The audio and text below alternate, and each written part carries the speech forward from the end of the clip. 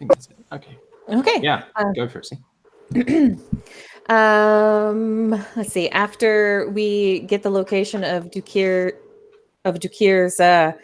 Oasis home, we charter a boat across the Oasis to confront him about Thalha's stolen pot. When we get there, we confront him about his theft, and he shifts into what Bryn recognizes as a Rakshasa, and we fight and slay him. He seems he promises to return. He promises Bryn that he will return, and within his home, we find several magic items of varying quality. It seems that he was a bit of a hoarder. He also had in his hut a list of names, which we recognize as a bunch of the moon elves. Adelaide, Hilara, Angris, Feldelir, Avalar, Evelia, and Vandar, Methena, and Baron, Beferet, Yasela, and Turin, Sidarlin. Thal recognized most of the names. I know I said those horrible. Thal recognized most of those names, one of them being his father, and a few being people that he and Maya have worked for in the past, which would be Evele and Vidar Methena. And Makud recognized Adelaide and Turian as one being a moon elf that he was trying to help escape Ashar with her human lover, and the other one being the elf that sold him into slavery. Not that we know that particular part of it. We just know that Turian tricked them and yada, yada, yada. So then we return. Sorry, I'm trying to be fast. Return to the Shalfadi to return the pot to Thalha, and she offers her service as a transmuter and enchanting various things for us. And then we did a little bit of timey-wimey stuff and interrogated the trapper. While he is super crazy go nuts, Bran did manage to get a bunch of information from him, that mostly that Kolo is fallen out of the graces of the preacher and his people, and they seem to be planning a punishment for him for whenever he returns to Ashar. Kisma will know exactly when he's supposed to be returning as the dock official that Kolo works with. Timbrim was named as the group's messenger and might be the only person who knows exactly where the preacher is, as he, according to Jura, did transport him to the preacher on several occasions. And we learned a little bit about Ohm, the Oracle, who is the preacher's favorite and can speak to people's minds, which is not surprising. But the preacher does not go anywhere without her. Then we turn Jura into the authorities, and Declan arranges with Sharat to meet the captain of the guard. I could be wrong about this name. Shal Ab Banur? That might be right. Might be not. Yeah. I think so. And then we had a series of encounters during the downtime. Ambrashmina was visited by Ramiel, where basically she learned that he used to be mortal like her, and was known as Ramiel of the White Cliffs, and tells her that her path lies to the south. Makud meets a hobgoblin named Jari, who is a member of a tribe of a nomadic tribe in the desert. That is known for their ability to train beasts, and Makud hires him to help him train his wyvern chicks. And then the necromancer that we met at the Shalfadi drops by and offers their services should we need them. Raising the dead, spiritual readings, revenant summoning for espionage and the like. And he leaves very quickly as he seems to be desperate to find work. And whenever we did not immediately take him up on it, he left to find work elsewhere. And Bryn and Smear finally agree on an opening act for the Mirage's grand opening, which is rapidly approaching. Wonderful. Thank you, C. That was incredible. If you would take your inspiration. And we will start with Bryn. So what would Bryn be doing on her downtime? So she's got 1.5, 2 days remaining until the opening. I think probably just making sure that, the stage area was ready and the performance, the acoustics are all right. And then probably, like I said, it was probably at night. She probably like sneaks out and goes and plays at different little establishments around, maybe scouting other talent, things like that. Yeah. And from those escapades, I'll say you earn 8 gold pieces and 11 silver pieces from people chucking you a couple coins after All right. your performances. What would Declan be doing?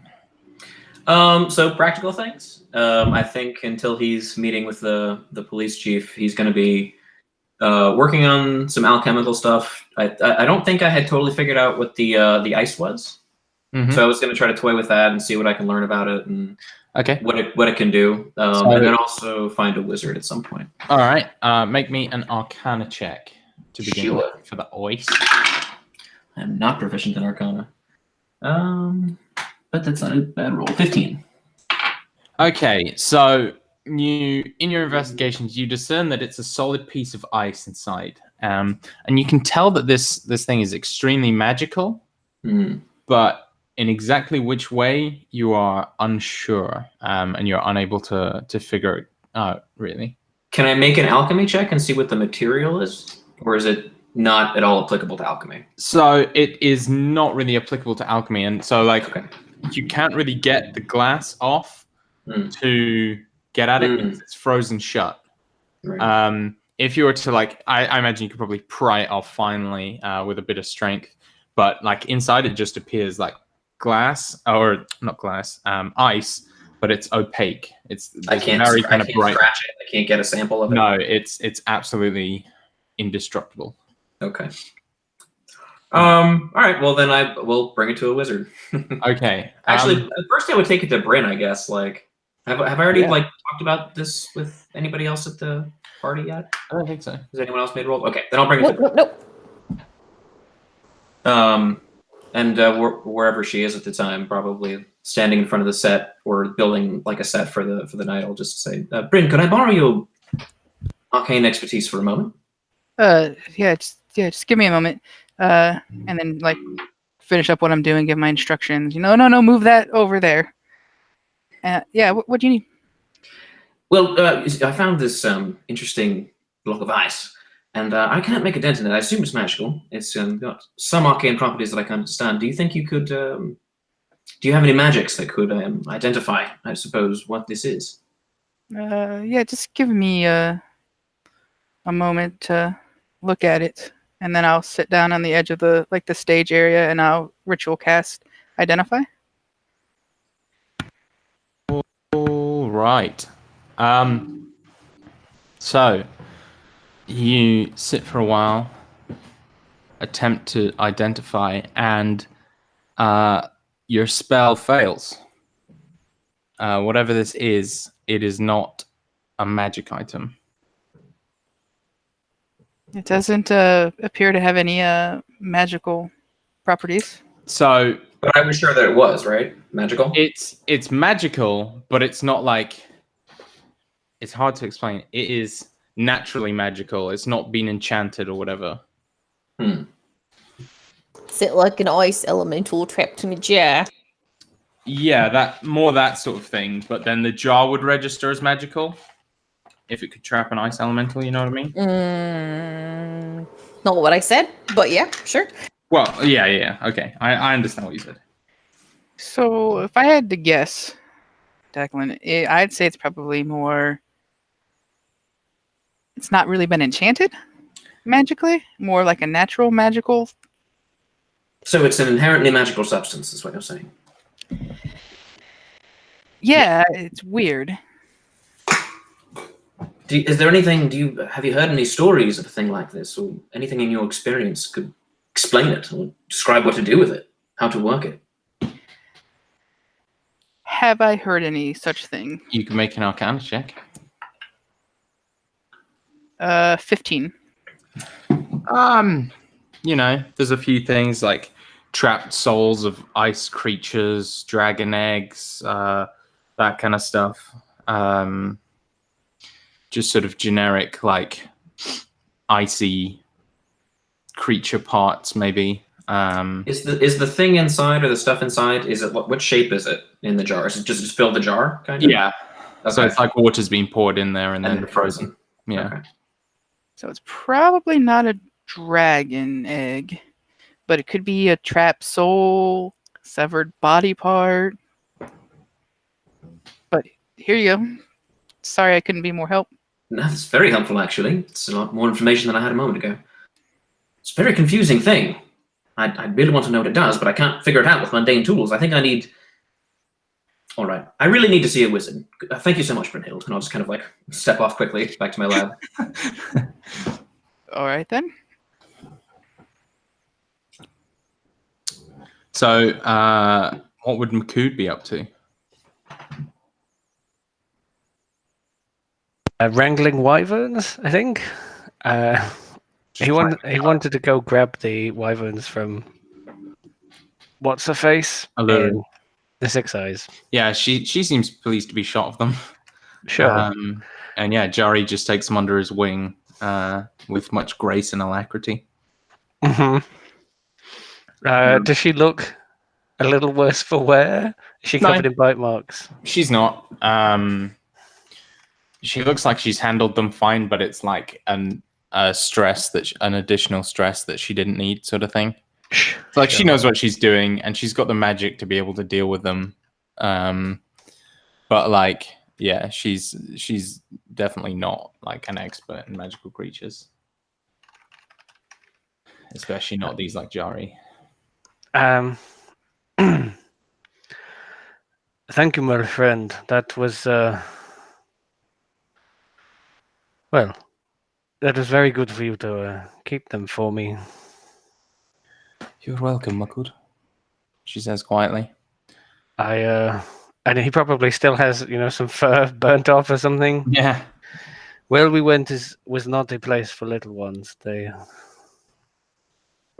was a awful ooze creature that did this and this and this, and he kind of just like points to all the patches and fur all over him. I might have something to help you with that.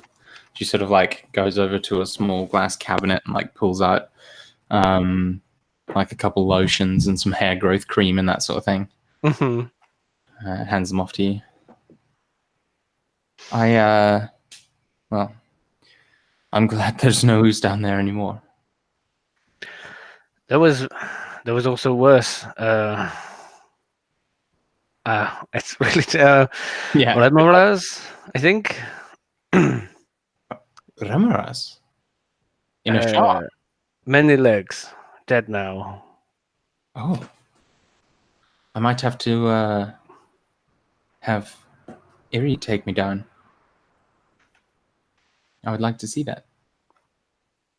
He actually reels off because he's a Minotaur. Perfect directions. Yeah. Thinking about it. Oh, that's right. Thank you. Yes, surprised by it's exactly probably how... not very helpful, but they are accurate. If you can It's follow like, it, it's like down left, here, then left, right, then left. Right, then left, then Yeah. through the scarab door, then follow the corridor, left, right, right. Goodbye. Yeah. Let's hope she has keen mind. Hope she does. Will you be at the party tomorrow? I might drop by. Yes. Good. You can see the other wyverns I've found. Yes, that would be lovely, Makood. Thank you.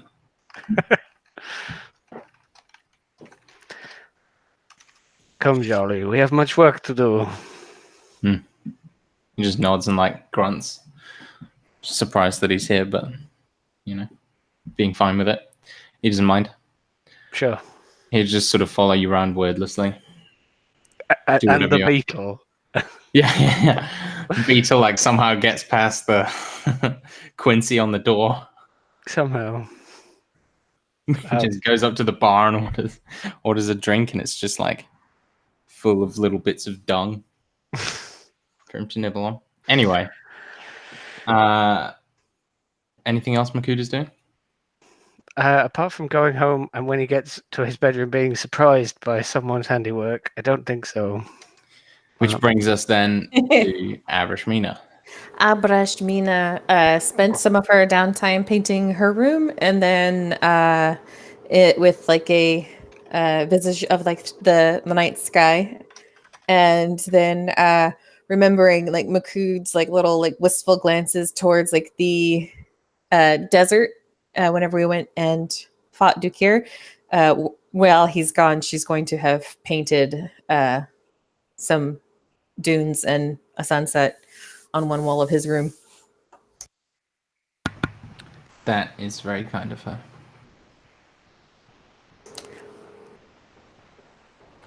Oh man, this. And then, Carry on. yeah, if he's surprised, but Mina is also going to go to the library at some point during the downtime. Okay, sure. So she's going to go and she's going to find a librarian because she could not find what she wanted last time. So she's going to ask for help.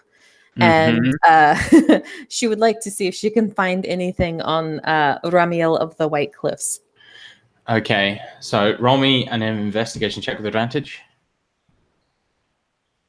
No.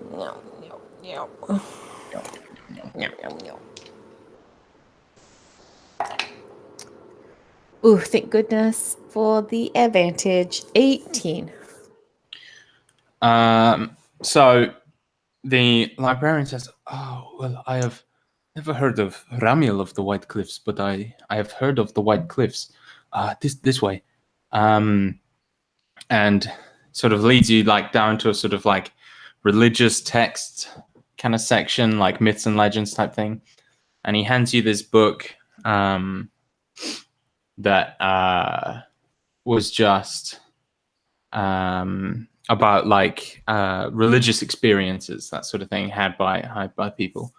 And kind of flips through until he finds a like 2-page spread, which is all of the mention of the White Cliffs. And you read it, and it says there are cliffs to the western side of Ashar, and they were once the site of a great battle. There was a group of merchants who, after a storm, had taken shelter kind of near these cliffs in some caves. And there was maybe like 10, 20 ships that had sort of sheltered here. And then as the storm cleared, they went to leave. But there was also a larger group of pirates and thieves that attacked this group of merchants at the foot of the White Cliffs. And it was just like a bloodbath until the thieves or the merchants and whatnot, kind of realizing they were about to die, began to pray to He Who Watches for, safe passage into the afterlife and that kind of thing. Instead of getting what they prayed for, however, an angel appeared on the top of the cliffs, wings of starlight spread wide, and he flew down and just slaughtered the pirates. This unnamed angel was said to be able to move like the speed of light, just incredibly fast. No one really could see his face or hear him. They just died around him.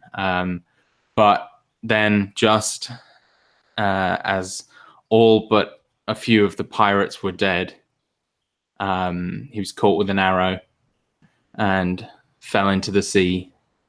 And the merchants never saw him come up, and his body was lost to sea. But the remaining merchants were able to overthrow or overcome the remaining pirates, and they all gave thanks to the angel of the White Cliffs, though no one really remembers or knows who it was.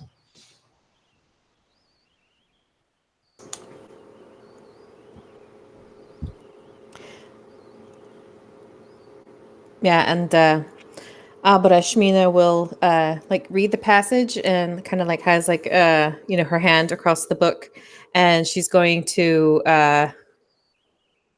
kind of give like a small prayer, and she will say Ramiel has been witnessed, and she'll close the book and return to the Mirage. Very well. And so, without further ado, then, the night of the grand opening of the Mirage begins. Almost 100 people turn up at first. There are those who sit inside, laughing, gambling, singing, but most importantly, drinking. Smear and Abrashmina work behind the bar, selling drinks as fast as they can make them, while Shugor stands beside the door, arms crossed, keeping everything calm. A few times, like fights or disagreements begin to brew, but Shugor just approaches, and whenever he does, instead of kicking patrons out, he tends to just speak to them quietly, making his presence known, and his kind of calm but imposing demeanor serve to dissipate any tensions. Tolok scurries around the place, cleaning up spills and carrying drinks to people, generally trying to make himself useful. When you're cleaning up the bar, like I said, you found like that the wall could be slid aside behind the bar, so to create a serving hatch. So thus, in like the crux of the L shape, there's an outdoor seating area where the overflow of those who can't fit in the bar are sitting and drinking and having a merry time. What's Makud up to during this time? Not that Makud particularly knows, I guess, but of the 100 people here, are there, fancy shell type folks?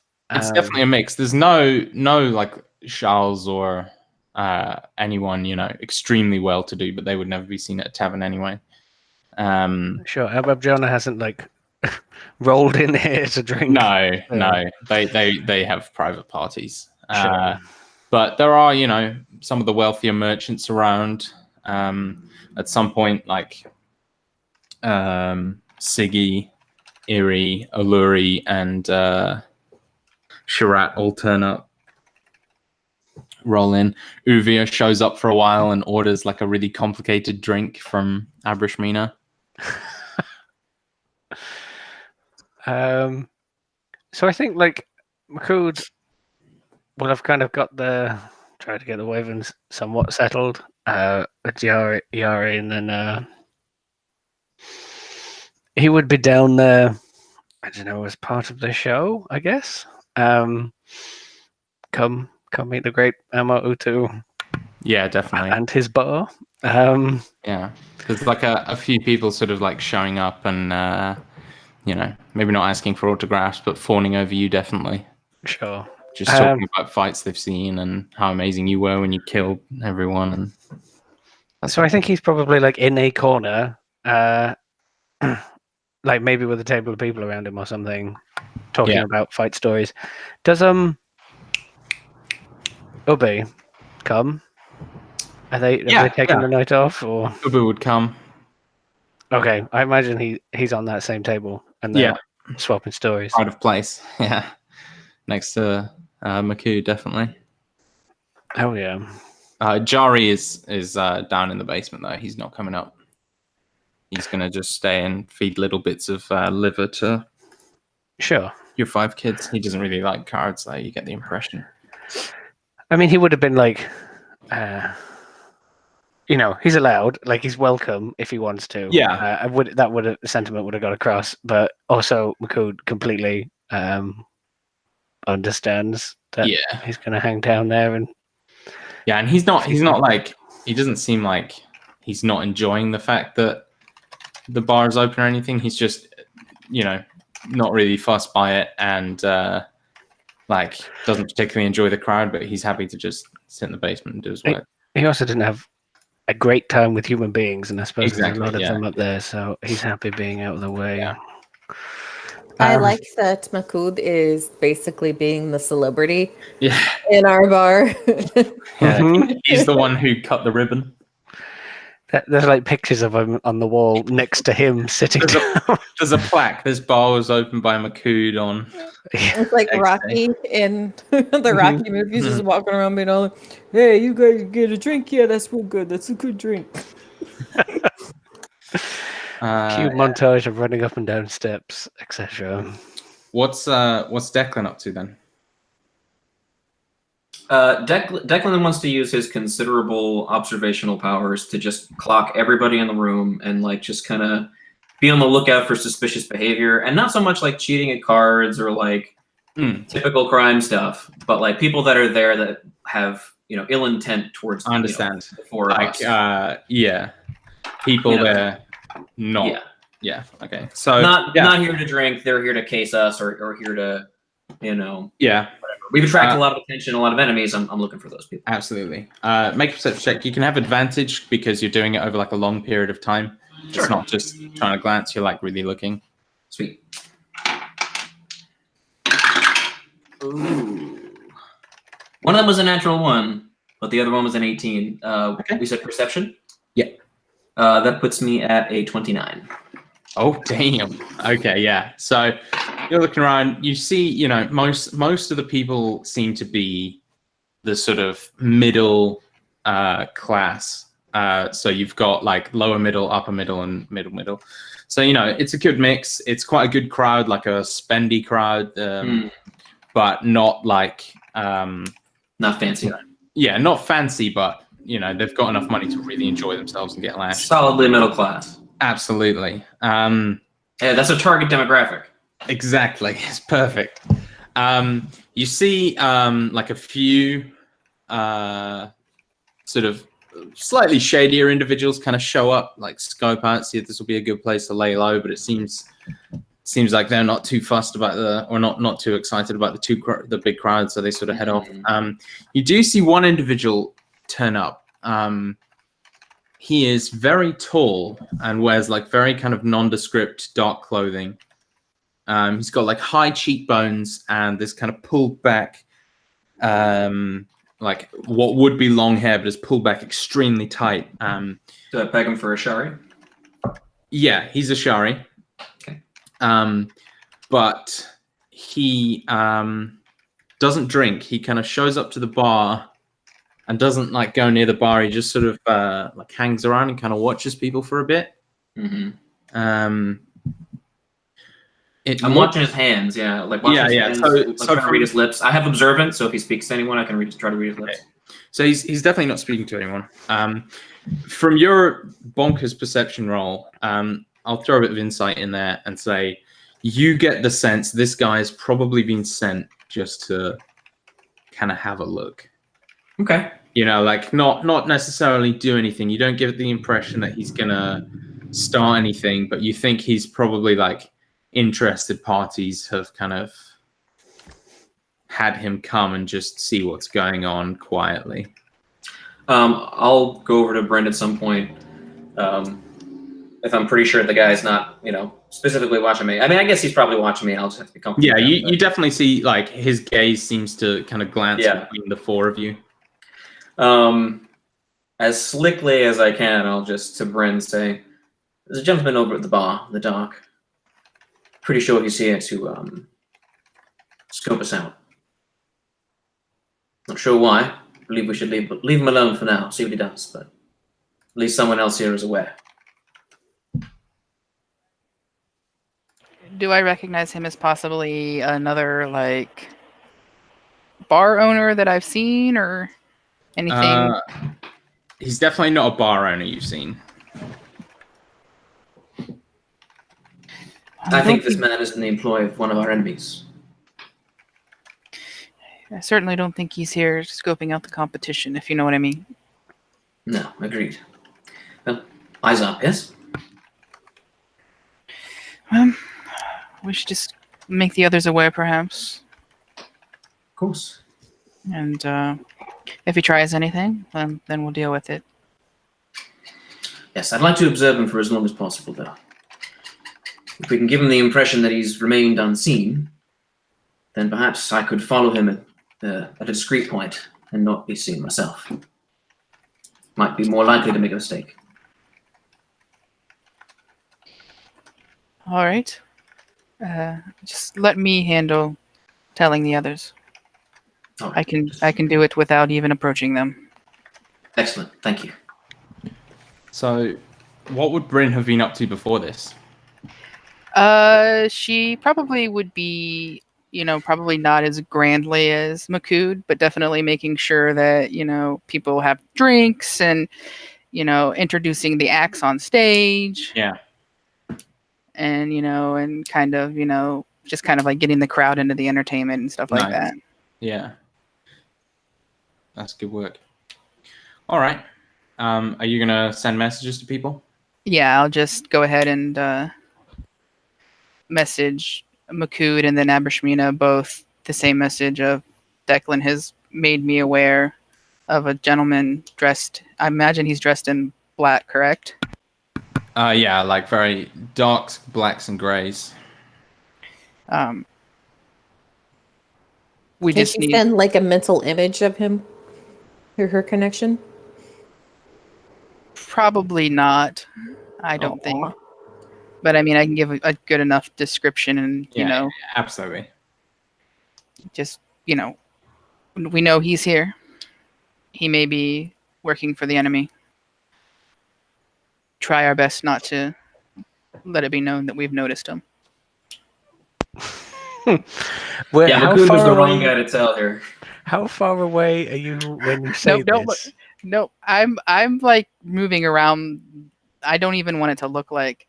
And then like if Makud looks over, no, don't look over at him. No, I think you telling him about that, but he's more like because I'm not sure. Have you messaged him in his head like before? You have, but he was Since the time he was like super drunk, like, and he just thought you were talking, like. So I think he like looks around for you, like, what? And then like sees you like halfway across the room, and he's like, "What?" He shouts, "What did you say?" Yes. Do you mean this, man? No, No. quietly. Just no. Yeah. You can respond to this message No, I in think your head, not out loud. Use your brain words. Yeah, use your brain words. I think he like finds you in the crowd somewhere. Like what he's sitting on the table and he can see you and he like looks at you and goes, "Okay," but like says it through your brain, and just loudly, like in the middle of the conversation. We're going to need to practice this skill. But everyone has drinks, correct? I Yes, do. me. Should we? No, I'm asking Makud. Everyone has drinks. Should we get a round of the Mine Wine Challenge going? Oh my goodness. Mine wine. Are you still doing it in his head? Nope. I'm okay. we're Come over, right? This is why you came over. I'm trying to sell it. He stands up, and like puts his quite heavy hands onto the table. I imagine it's like, and he like looks to Ube and then looks to the others, and I was like, Ube, have you ever had mine wine? Mine wine? No, I've never heard anything like that. Have you heard of dwarves before? Oh, I have heard of mine wine. I have just never tried. Oh, you must. And he turns to you. Mind wine challenge? Mine Wine Challenge. Let's see which of our patrons are brave enough. Mm-hmm. Is it? Didn't we like have it on the back, like in a private place, kind of? Absolutely. A very visible, yeah. So I don't know, with some reverence, Makud will lift it high above the crowd. I want to say that Abrashmina cast light on it before the evening started. Oh, So it is glowing. If we were going to Make address the the crime crowd, shake. we might want to do it before we get them super drunk. No? I don't know how far the mine one is going to go. but Okay. some people are going to get very drunk after it. So, yes. We probably should, Yeah, Declan says, I'm not sure whether it's a better idea to sort of give them the sales pitch before we get them drunk or after. The conventional wisdom would say after we get them drunk, but they might be too drunk. Well, we've been going for a while now, right? Like we're like an hour or 2 hours in. Hour and a bit in. So they're like Yeah. nicely buzzed, but not too shit faced yet. Mhm. McCood holding the glowing bottle of wine. It's like fucking words first, mind wine after. I think that's wise. Declan kind of like shuffles his feet nervously and says, Bryn, do you feel up to it? Up to a mind wine challenge? Absolutely. Oh, no, the sort of... The public speech- speaking. Yes. Oh, sure. Right. Just the themes of nobility and community service, things like that. Me? Sure. I mean, you're just so much better at these things than I am. Yes, I'm so much better at talking about community service. Just imagine, what you think I would say, but say it better than I would say it. Don't think you really want that, but okay. Declan clearly just doesn't want to talk in front of this many people. All right. So I guess as soon as like the last act is leaving the stage, Bryn will kind of like step up and let's have a round of applause for Absence of Stars. They did a great job, wonderful voice, and kind of lead the crowd in a round of applause. Inspiration for Absence of Stars. That's a pretty great band name. First of all, my compatriots and I want to thank you all for coming to tonight's event. Declan claps really loudly all of a sudden, like, yeah! Yeah, everyone just starts clapping like. And I know the Mirage has a long and storied history in this community, and I hope that this evening can be the first of many ventures for this new era with the Mirage. We are looking forward to building ties within the community, helping all members of the community become prosperous. We will use both our skills here in the bar and elsewhere to help. I kind of looks to Declan like, how's it going? To help, continue the growth of the community. We thank you for coming. We do have a special treat for people. One thing we wanted to bring a treasure from my homeland. Many of you know it. Mine wine. My friend McCood, a great hero of the Vicar. Would you please bring the bottle forward? So at your speech about community and that sort of thing, people start clapping and nodding, and it's the sort of thing where hearing these words, a lot of people are kind of like, yeah, finally someone kind of for us. So there's a lot of optimism towards the end of your speech. How much of that is to do with booze remains to be seen. But then when you mention Mine Wine, the people who know stand up and start cheering, and the other people get swept up in the excitement. So McCood, this giant jar is hot to the touch, as you remember, with this deep kind of red and orange liquid swirling inside. I mean, I imagine standing in this place, McCood is head and shoulders above everyone else at least anyway, and he's holding it aloft in one massive hand. There's Lion King music playing or something, and he'll head towards the stage. Amazing. No one has told him how this is going to go. How are we going to charge? Yeah, I don't think we really kind of like discussed that, but I'm imagining that Some I'm sort just of gonna wing it. entry fee. Cool. Well, it cost us 150 gold, and we talked about it about mixing it with Ashari ice wine to have it be our signature fire and ice opening cocktail. Yeah. Okay. And we were going to sell each for like a But we gold need or a- two each, I think. It needs to be more than that. Yeah. It Or needs- I would say maybe I'd say probably maybe 5 gold? 25 gold a shot. Well, Five- please. Oh.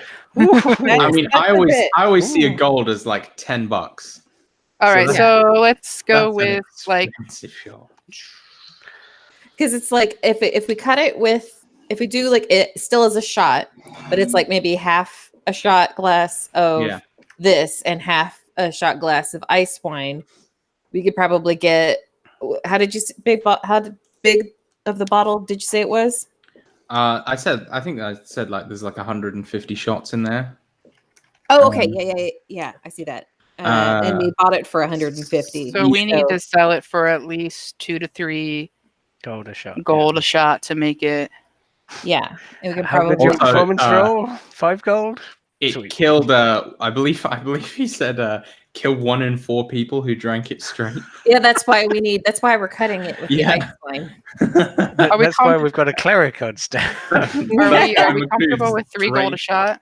Yeah, I think 3 gold a shot, and then like we'll go through the entire bottle and double our profits on it. Like we'll get like a net 300 off of, well, minus whatever the ice wine cost us, but we've Yeah. got that figured already. So I imagine too. ice wine was like for an equivalent amount. Yeah, it would have been like 10, 15 gold. Like it's not because it's Yeah. made. Yeah, it's not. Yeah. I mean, I have a post-it somewhere with that information on it. So for 3 gold a shot, anyone brave enough to step up and attempt? The fire and ice challenge. Yes, the fire and So- ice challenge. That was You get- scared. The fire and ice challenge. You get probably 25 people like clustered towards the stage, like holding out gold, very excited by this prospect. Though Makood, you see one very pissed off looking dwarf, like towards the back. He's got this big orange mohawk, and the top of his head's all sunburnt and peeling, and like his face is all peeling, and he's like scowling and like kind of hitting the bar and like bashing his fist off it and like, oh, what? Yeah, he doesn't look too happy. Because it's being cut. That's your assumption to make. Sure. If he wants to pay the same price, he can have it pure. So I think, like, I don't know, for this, I presume we would have put some sort of table or something on the stage, and maybe there's a bit of, like, people queue up and go round, and, like, maybe Mina is there cutting the drinks or something. Totes. That's how I see it in my head, anyway. So Makood sees this guy unhappy, and he's like, fairly loudly, I guess. What has you down? And the guy like comes kind of as close as he can get, and he says, "You're cutting it. What is this? That is sacrilege." I imagine it's Makood on a stage talking to a dwarf, so there's a big distance. Makood Dwarf's, kind like of pushing through the crowd. He seems pretty strong. He's like throwing Sure. people aside. Makood kind of gets down on the haunches or something, I guess, and goes, "Not everyone can survive a shot of this. If you Yes. and I want to do it straight, then we can." You are a big man. I would like to do it with you. Like, Meow, meow, meow, meow. Phrasing. guys, we're all adults here because we're Sure. talking about alcohol. So if we could keep it, I don't know who you're strictly talking to. grown up. Yeah, he'll like throw his money at Bryn. he's gonna.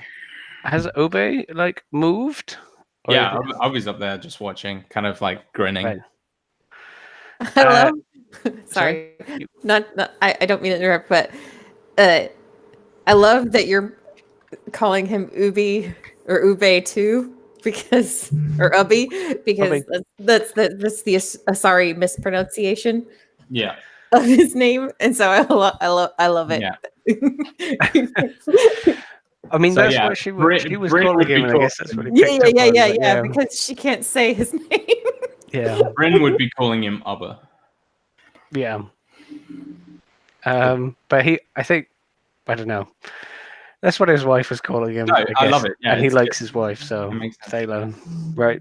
Yeah. Yes. No, it's perfect because it's an Ashari mispronunciation because we're all like, "Durr, I don't know how to do Nordic sounds." He's gonna like point him at the crowd and goes, "Will you join us, brother?" And he sort of like puts up his hands and is like, I don't know. Not sure that I would. Oh, yeah, go on. And he like pushes past. All right. We doing shots? Yes. All right. Roll me that con check. Oh.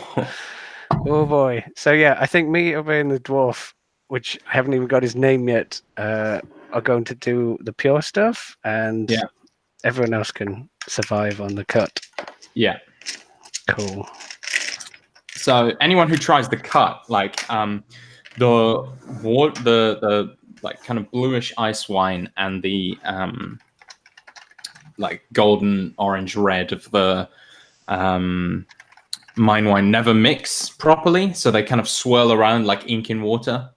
And so when you do it, you get like half of your mouth burning, half cold, but they sort of mix.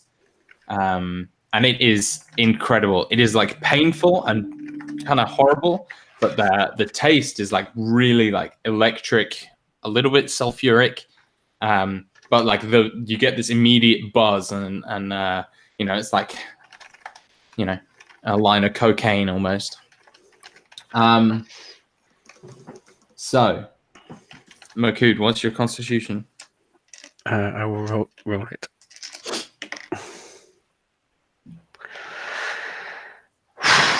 Not bad. 21. Oh, the DC is 20. Oh, I thought it might be, and I was like, oh. Ubba fails. But the dwarf got a 24, so he's okay. Nice. He had advantage though, being dwarven and such. So the dwarf like pats you on your leg and kind of chuckles, and he says, "You are very strong men." He's like chuffed, and he's definitely like glad he's finally found someone in this, you know, city of ponces who can drink. Yeah.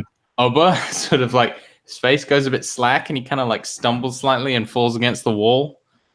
This is very strong. Oh, and he's like rubbing his temples and like is kind of blinking really fast, and his eyes are going wide.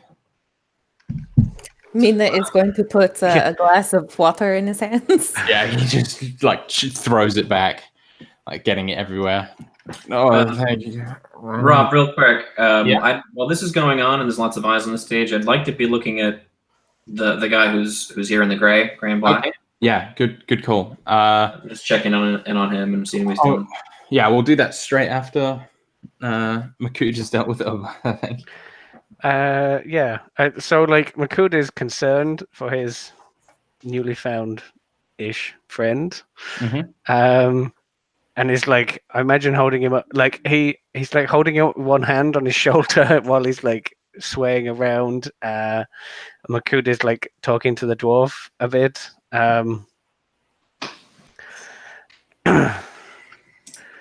You took that well. Is this above the dwarf? I'm talking. Sorry, I'm talking to the dwarf. You took that well. What is the name that you go by? My name is Dragos. It is good to find someone here who can drink. His voice changed. It It did change slightly because I went more upper there because that's who I had in my head that he was going to be. So that's like the voice I'd readied up. Got it in the chamber. Yeah, exactly. I've had a lot of practice. Well, I am glad to see that someone of your ilk exists here. We should have drinks again. Well, you know where to find me, either here or at this man's place. And he like shakes him a bit. It's just like kind of a rag doll at the moment. A very, very big one.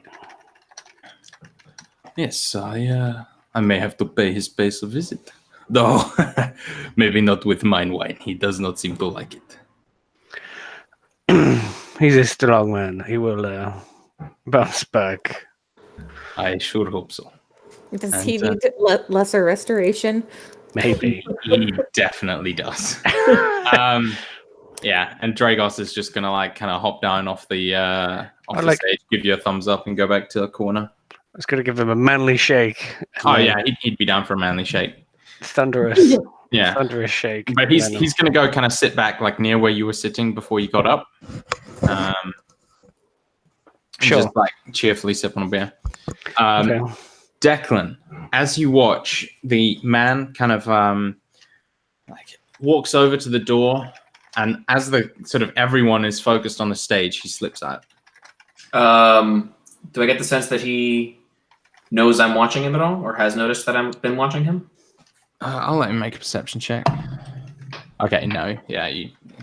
Okay. Roll shit. Yeah. No, you think he's like kind of focused on the fact that everyone's not focusing on him, and so he's happy to accept that. All right. Basically, I kind of if Brynhild's, if I catch her eye, I'll give her a look, like a nod, and otherwise I'm just out the door after him. Okay. Are you trying to catch him, or are you sneaking after him? I want to follow him, so I'm trying to be as stealthy as I can. Okay, make me a stealth check. Ooh, natural 20. Oh, nice. Okay. For a total of 29. Yeah.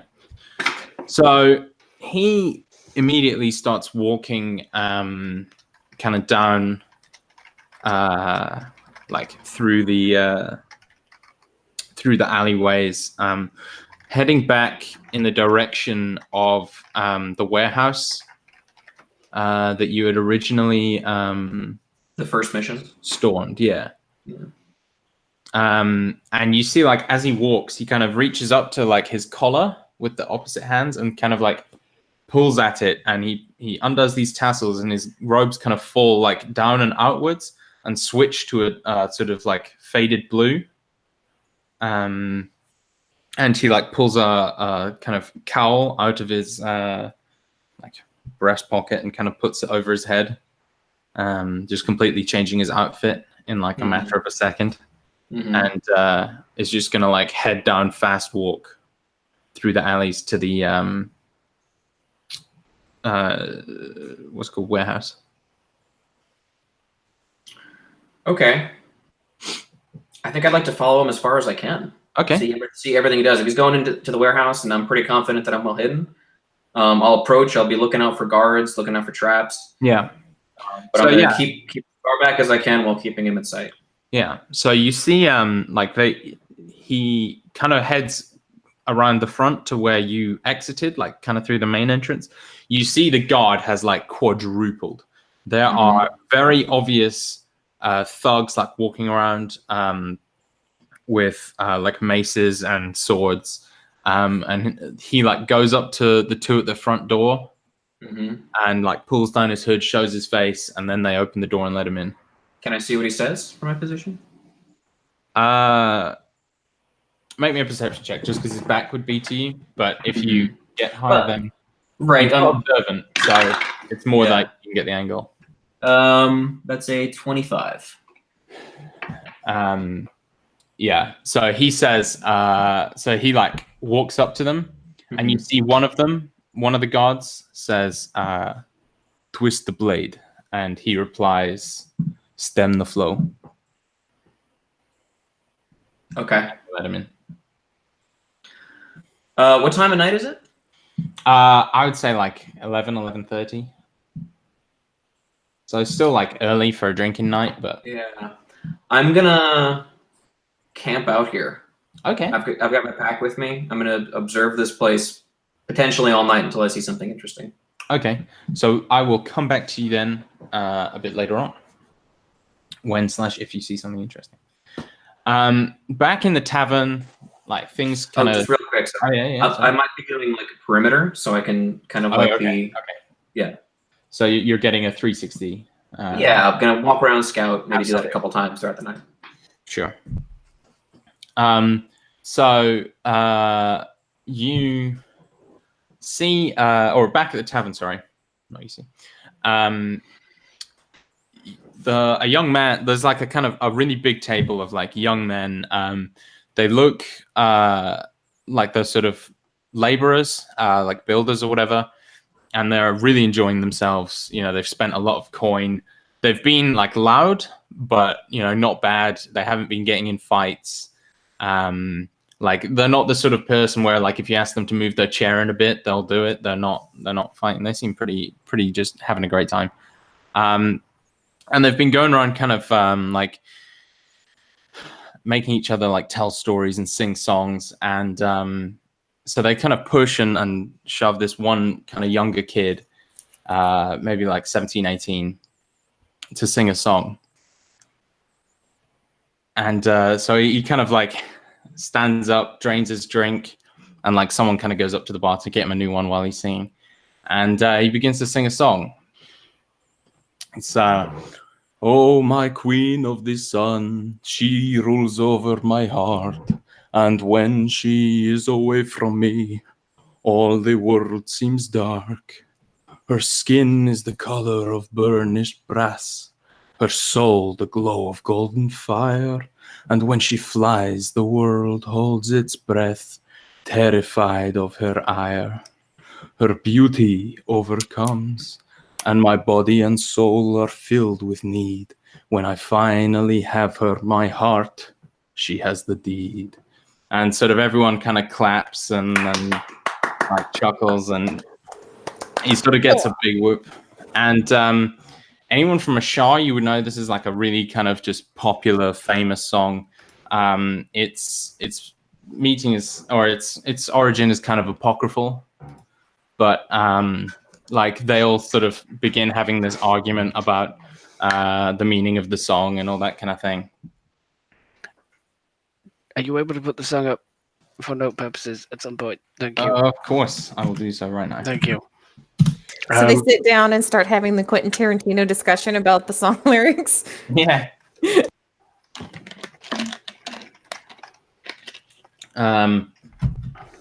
But yeah, they're just sort of like enjoying the atmosphere and begin like this friendly kind of rivalry over the best kind of explanation for the song.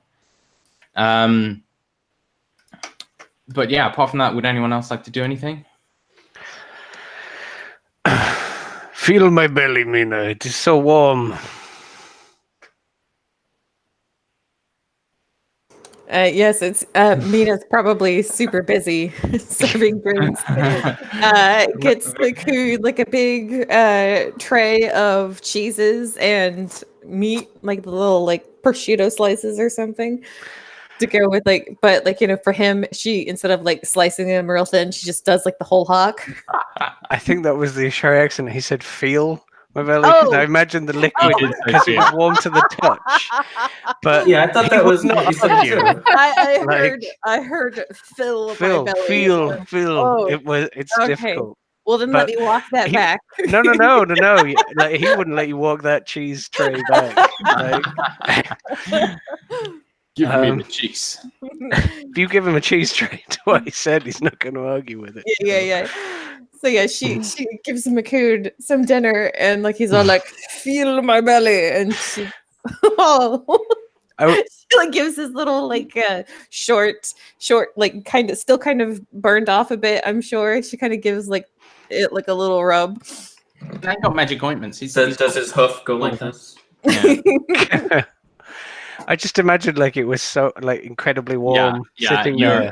Like you're warm to the touch.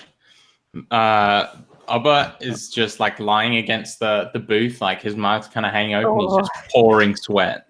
Abrashmina will take pity on the poor northerner, and she's gonna lay a hand on his shoulder and cast Lesser Restoration. And he like slowly begins to blink and like kind of make chewing motions with his jaw, and his like head kind of clears, and he like rubs his face. He's, thank you, Abrashmina. Oh. Can I let you go back to your wife like that? Yes. No, thank you. God, she would kill me. Abrashmina kind of nods. Yeah. And Thelha was like there at the start, but she kind of headed off to watch over the inn. Okay. So Good on her. Yeah, so she was there for a bit, but she was like, right, I want you back by 1. You know? No, yeah, the good on her for not being like, okay, I'm done. When are we leaving? Okay, Yeah. I'm done. When are we leaving? No, she knows he and Makud are friends, and she's probably happy to like have him out the way so that she can get on with some of her enchantment without him bothering her. So yeah, does the bar require Mina's constant attention, or No, Smear's bartending as well. Mina's bartending? Yeah. I think like if it kind of slows down a bit, like Mina might take out her tarot cards and start like find like a quiet corner and do like a few readings. Is there anybody here? I know you said that this was kind of like middle class, but there's not anyone here that she would have known like from before. Like there's not any like temple people or people that she visited with. No one you know. Okay. And yeah, so like, are you just like reading fortunes for people and that sort of thing? Yeah. Yeah, people are enjoying it. It's definitely like one of those kind of weird like late party things, you know. Exactly. But no, people are into it. And there's like, you know, the group next to you sang the song were just like, one of them's going like, oh, it's about a dragon who lives in the mountains, giant, and they turned the desert to glass. And then he's like, it was a lady dragon, and a singer wrote her this song. And then another one's like, no, that's bullshit. The dragon was the bard, and he fought the Sign Terror. He wrote the song about himself. Oh, no way, like a different guy. That's no bard. The brass dragon fought the Red Terror on his own. That song's got nothing to do with him. And they're just like arguing about dragons and all manner of things. Is any of that lore something Abrashmina knows? She can make a history check. Yeah, sure. Maybe not. 13. So she's definitely heard of like the Red Terror and the Sign Terror, like these giant ancient dragons who like basically decided one day that they had you know, they had a claim to all of Neath, and so just sort of decided to take it over. But yeah, you're not really sure beyond that. And now they're like shouting each other about their wives being up against walls with sailors, but they're laughing about it, and you know, they're just insulting each other. But yeah, is there anything else you guys would like to do as the evening turns to like middle of the night and people start heading off in 2s and 3s? Has Bryn performed this evening, or have you just been hostessing? I've been hostessing, but I probably would eventually get one singer to go up on stage, and I will convince them to let me accompany them with the lute. Nice. Makud is going to convince you to get on stage. He's going to be like, song, something like that. And then I imagine the whole like table is with or something picks it up. I'm just gonna play. I'll play one song. Yeah. Everyone goes. But crazy. only if the lovely Mary will accompany me. Is Mary just a mononym? Yeah. Like Cher? Yeah. Whoever the lead singer of the Absence of Stars, I'll Absence of get her. Stars. Nice. Yeah. Yeah. Do you want to do something from Lament or something from Ashar?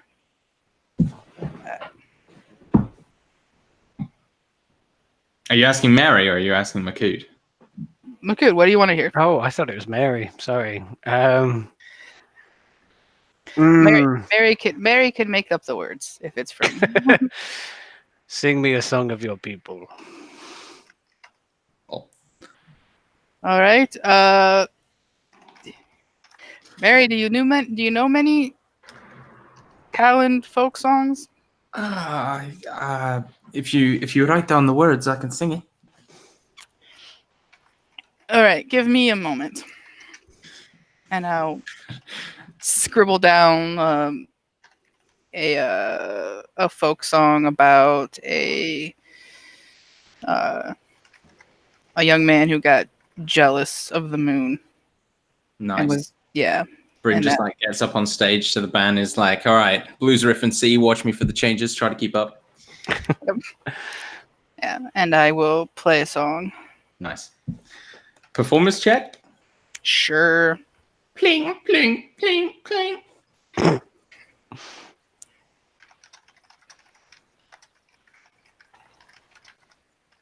22.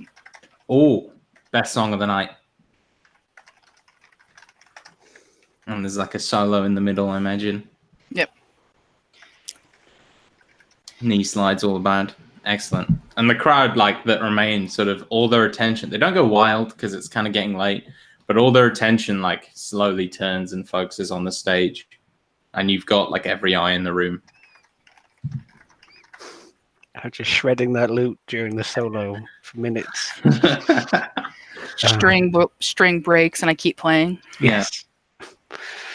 Tolix comes over and just mends it while you're still going. Yeah, I just imagine there's like the scene in Back to the Future where he like does the crazy solo and everyone's just kind of staring at him. Right.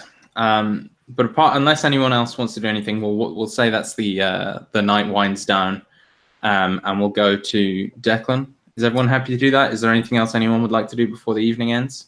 Not unless there was anything interesting that happened during her fortune telling.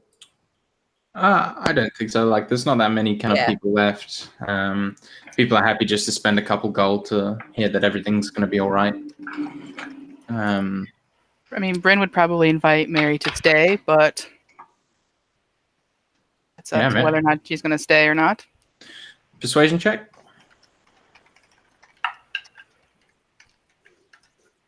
Yeah, let me see what that is. Plus. That is another 22. Mary would grin and be like, if you buy me a drink. All right.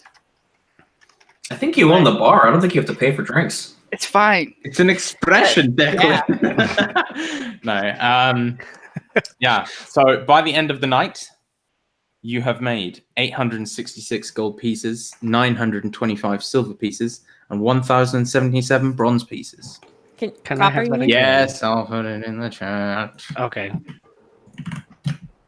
Money.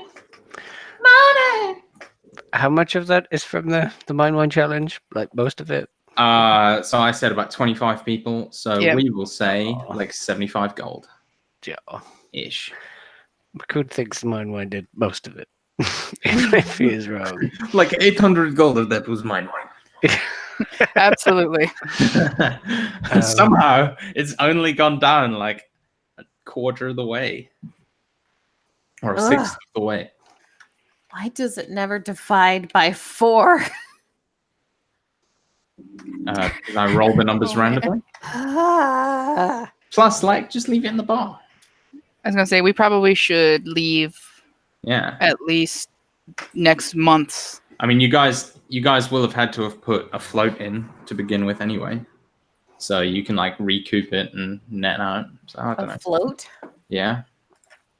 When you have a small cash-based business, you have to have a float. To provide change. Don't use your accounting. That's literally not accounting knowledge. This is just general knowledge that everyone knows. I didn't know that. I mean, Maybe it's a retail, and we didn't call it a float. We called it the till.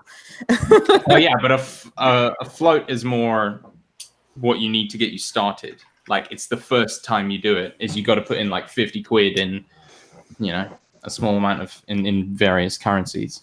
Yeah, it's a thing. Maybe it's a British term for it. I don't know. Declan, you are surveying this place, and you are brooding and crouching in trees. And at one point, you do see a man arrive. He's very short, very skinny.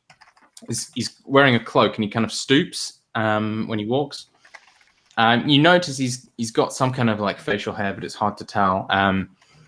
And he kind of wanders up, like pulls down his hood, and he seems extremely nervous. And you hear him like fumble over the words as he says them. Stem the flow, and then they let him in. Is there anything you'd like to do? He says stem the flow, or they say well, so they say twist the knife, and he has to have the password, right? Yeah. Okay. And they let him in. Okay. Yeah. Apart from that, there's like some boxes shipping around, but that shady guy kind of sticks in your mind. If you continue watching, he leaves after about 10 minutes. I will follow him. Okay. Make me another quick stealth check, if you would, please. Ooh, it's not great.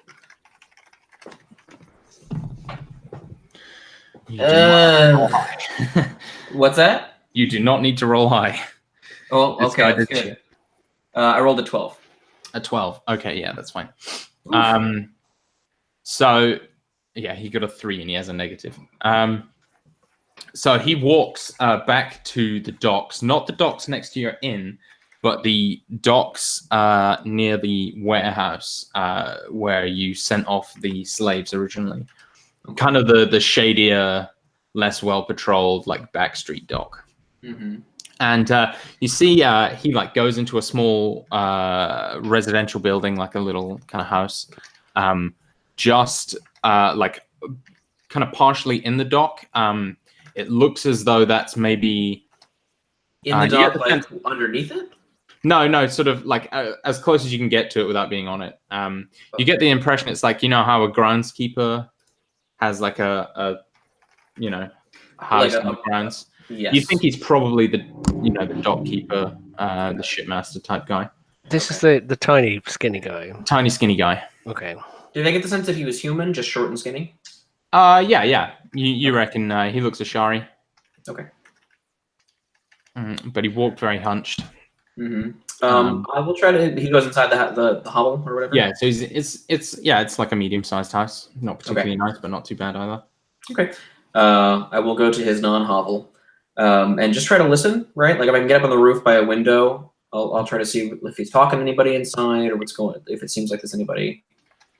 All right. So you hear him. You can definitely like peer in through a kind of upper window, and he can't see you. He pulls out like a sack of gold from inside his cloak and kind of puts it on the desk, and like kind of hangs his cloak up. Takes like his belt off that has a dagger on it, kind of puts that on the desk as well. Like strips off, gets into bed, and like puts out a candle. And he sort of like lies in bed, but you can tell he's not sleeping. You think something's probably keeping him awake.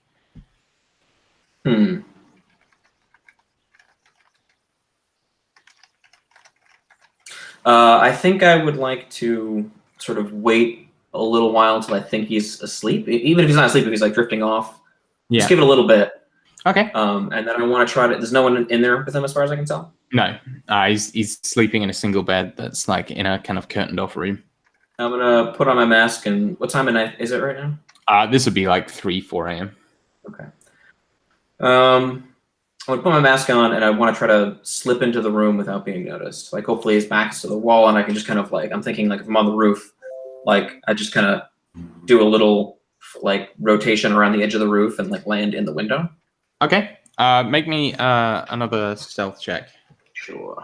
And I will give him a disadvantage. Deception. Okay, yeah. That's total. 8. 13. We're rolling shit stealth. Okay, you're still fine. You rolled 500. You said he just went into like a hovel? No, Tried it's, to sleep? It's a house. A house? Just Yeah. a house by the docks? yep. I described it as a hovel inaccurately. Oh, okay. Um, Don't suppose there's a outside the house, there's a like abode, like, Smith residence. on the outside.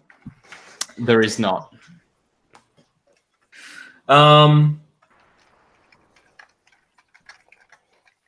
So I'm gonna take the gold and his knife. Okay. And basically what I want to do is I'm going to try to scare the fuck out of him. Okay. Quick thing. The knife is kind of a nice knife. It's not magical or anything, but it's got like a jeweled hilt. Mm-hmm. And you see in the pommel is the symbol of that flayed man.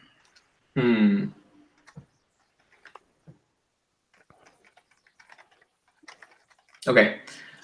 Basically, what I'm going to do is I'm going to take the gold and the knife, and I'm going to get up behind him and basically just put my knee into his back and pin him to the bed and put a knife to his throat and say, "Wake up." Oh! He like squeals. And... Dickman stifles a laugh. Yeah, lets out a very non-threatening noise. Okay. What are you? Tell me what you were doing inside the warehouse. Who did you see? What have they paid you to do? What warehouse? Don't toy with me. You like feel him kind of swallow against the knife, and you see he's got this like knife sharp mustache and goatee. His skin is really sallow and like covered with liver spots around his nose, and it looks kind of like aged leather. And sort of like gasp. Make me a quick intimidation check with advantage, of course.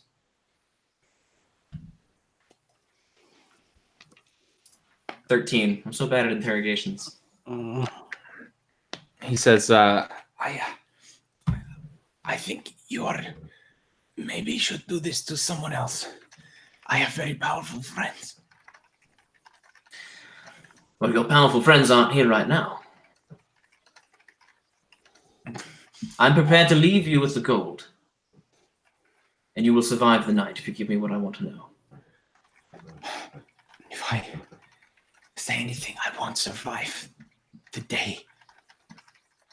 As I said, your powerful friends are not here. I can't. Sorry. That legit scared me, dude. Yeah, that's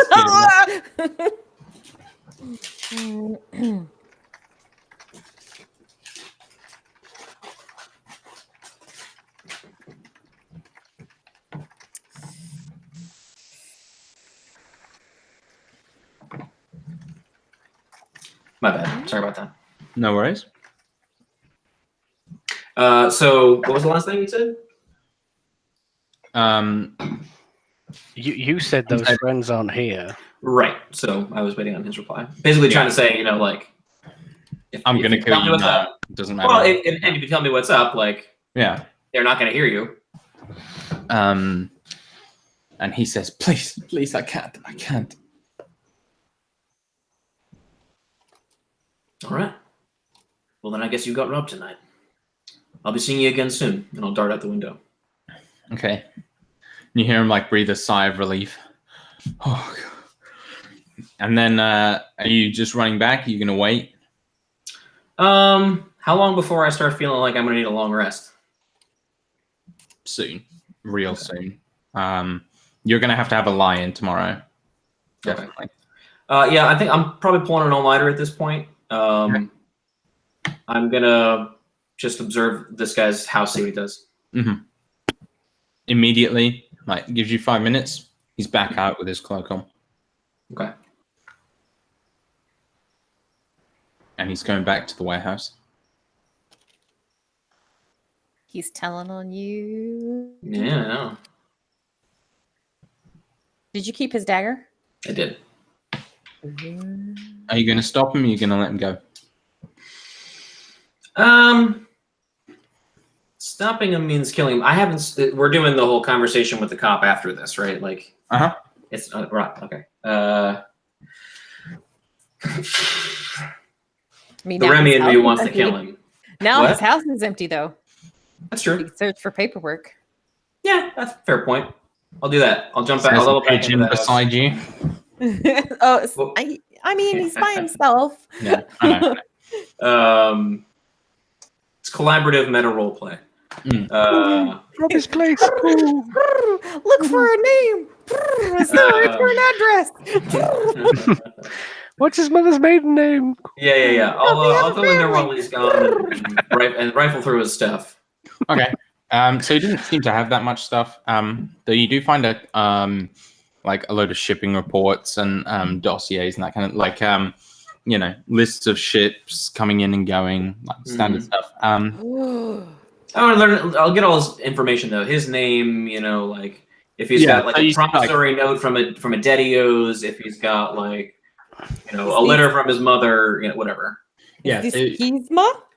Yeah, you find like at the top of each page in his ledger, the name Kizma is like neatly printed. And God bless officials and they're putting their names on everything. you don't find that much kind of shady shit, though. You do find one like it's a rolled up scroll, but it's like kind of unrolling. It hasn't been rebound after it's been unrolled, so it's sort of slowly unraveling itself.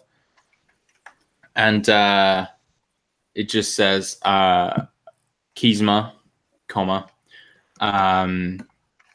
will be returning sooner than expected. Be ready for us. It doesn't give any more information. Yeah, he does Okay. not. Where did you say I found this again? Like, sorry. Just kind of tucked into like one of his ledgers. Okay. Does this is some more meta pigeon things, but Declan is smart enough to remember the name of Kolo's ship. Is there anything that has mention of the chain breaker or a chain forger? The chain forger. In fact, it is only conspicuous by its absence. The chain forger has been in and out of this dock a lot, but it is not mentioned anywhere on any ledger at all. And I'm sorry. Did the note have an arrival date time? No, No, it just okay. said sooner than expected. Be ready. All right. I'm gonna double back to the bar once I'm finished tossing the place. All right. Try to making this whole process as fast as possible because Yeah. for all I know, there could be a whole squad of guys coming here. So you arrive and like, the Tolox is sort of like quickly cleaning the bar with his magic. And it takes him about 5 minutes. I'll go immediately to the group and say, there are things afoot. I mean, I imagine It's everyone's like 5 in the morning. Yeah, no, I wake you up. Oh, okay. So you go to everyone's room. Well, what state is everyone in? Not Brent has answering the company. Yeah, Bryn has company. Yeah. Is there a sock on the door? of Bryn? I would say that before Mina went to bed, she would have done a sending to Dune. Okay. But she meant to do that during the downtime, but this works fine. Okay. What's she saying? Are you drunk calling him?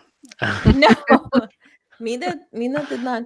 She can have did done not it. in drink. that time if you Yeah, want. she could. I Yeah, could have but done you- this in the downtime. Chip. It probably would have done it in the downtime because, calling him at like 2 a.m. is weird. But anyways, at some point, Abrashmino would have sent him a message that said, "It seems my path is going south soon. Have you learned anything? And are you well?" You get his reply, and he says, "I am injured. I'm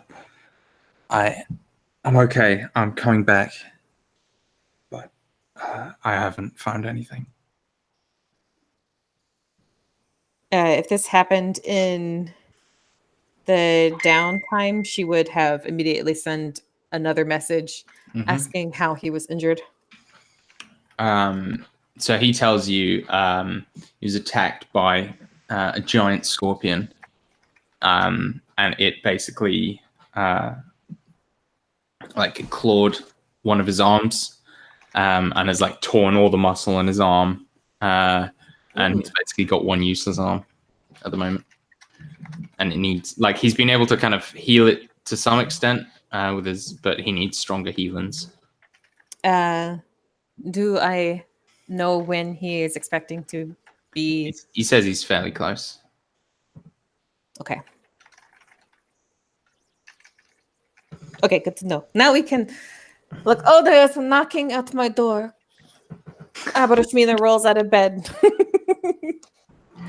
So sorry to wake you at an inconvenient hour, but I've had a most productive night, and I'd like everyone's attention downstairs. Yeah, Abrashmina just has like her little cloak thing that she like wraps up around her shoulders, and she'll like go and like help get Makud, and Bryn is still not answering the door. How successful are you going to be at moving a Minotaur that doesn't necessarily want to be moved? A mine minotaur of all. Mine Minotaur. He's a heavy sleeper. Well, that's why I said. That's why I said help. Go get Sure. Makud. Right. Do you want to make an athletics check to see if you can? Oh Lord. him awake? Oh Lord. Yeah, I've got pretty good athletics. I could probably wake up. Okay. I mean, Mina's help isn't gonna. Nope. That's a 4. Bless him, maybe. Oh, Nope, that's a 10. okay.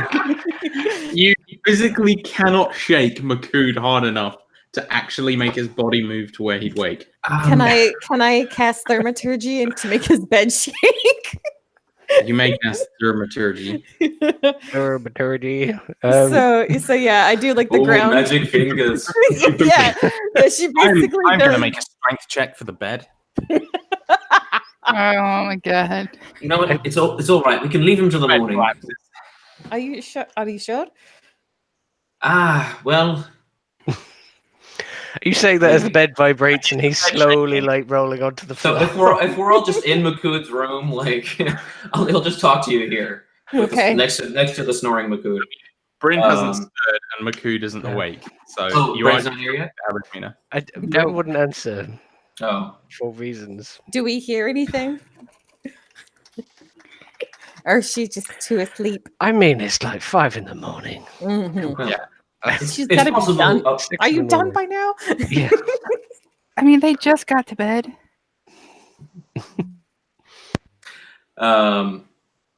Well, it's possible they might need to wake up because their lives could be in danger. It seems that I might have kicked the hornet's nest a little bit. I made my way in pursuit of the man who was stalking us here. Was unnoticed by him, but saw him go into the warehouse where we first rescued those slaves. The guard easily quadrupled.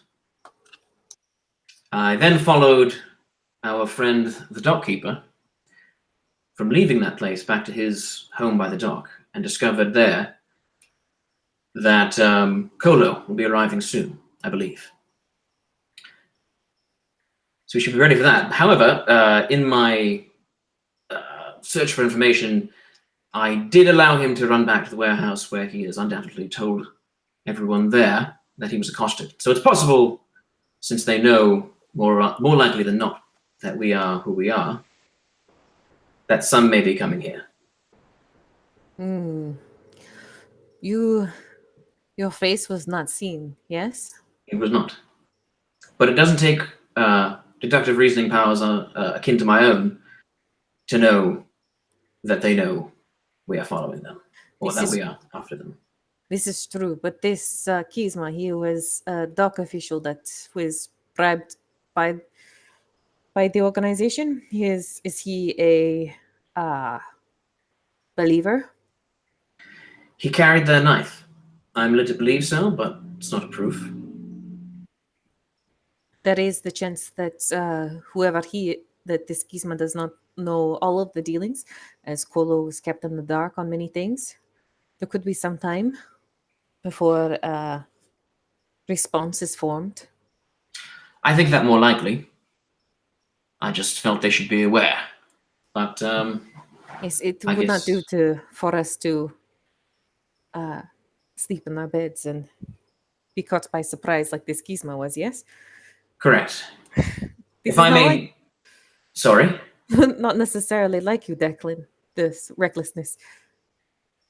Well, I was feeling bold, I suppose, but we have learned a great deal. Yes, we now know where this Gizmo is. Go to rest. I will spend the rest of the evening keeping watch. I may need some time to recover tomorrow, but Before Abrashmina goes to sleep, how long does this last? Oh, that doesn't last very long. But she is going to do it anyway. She is going to cast Shield of Faith on Declan. She'll What does that like do? gives plus him a 2 AC. +2 to his AC, yes.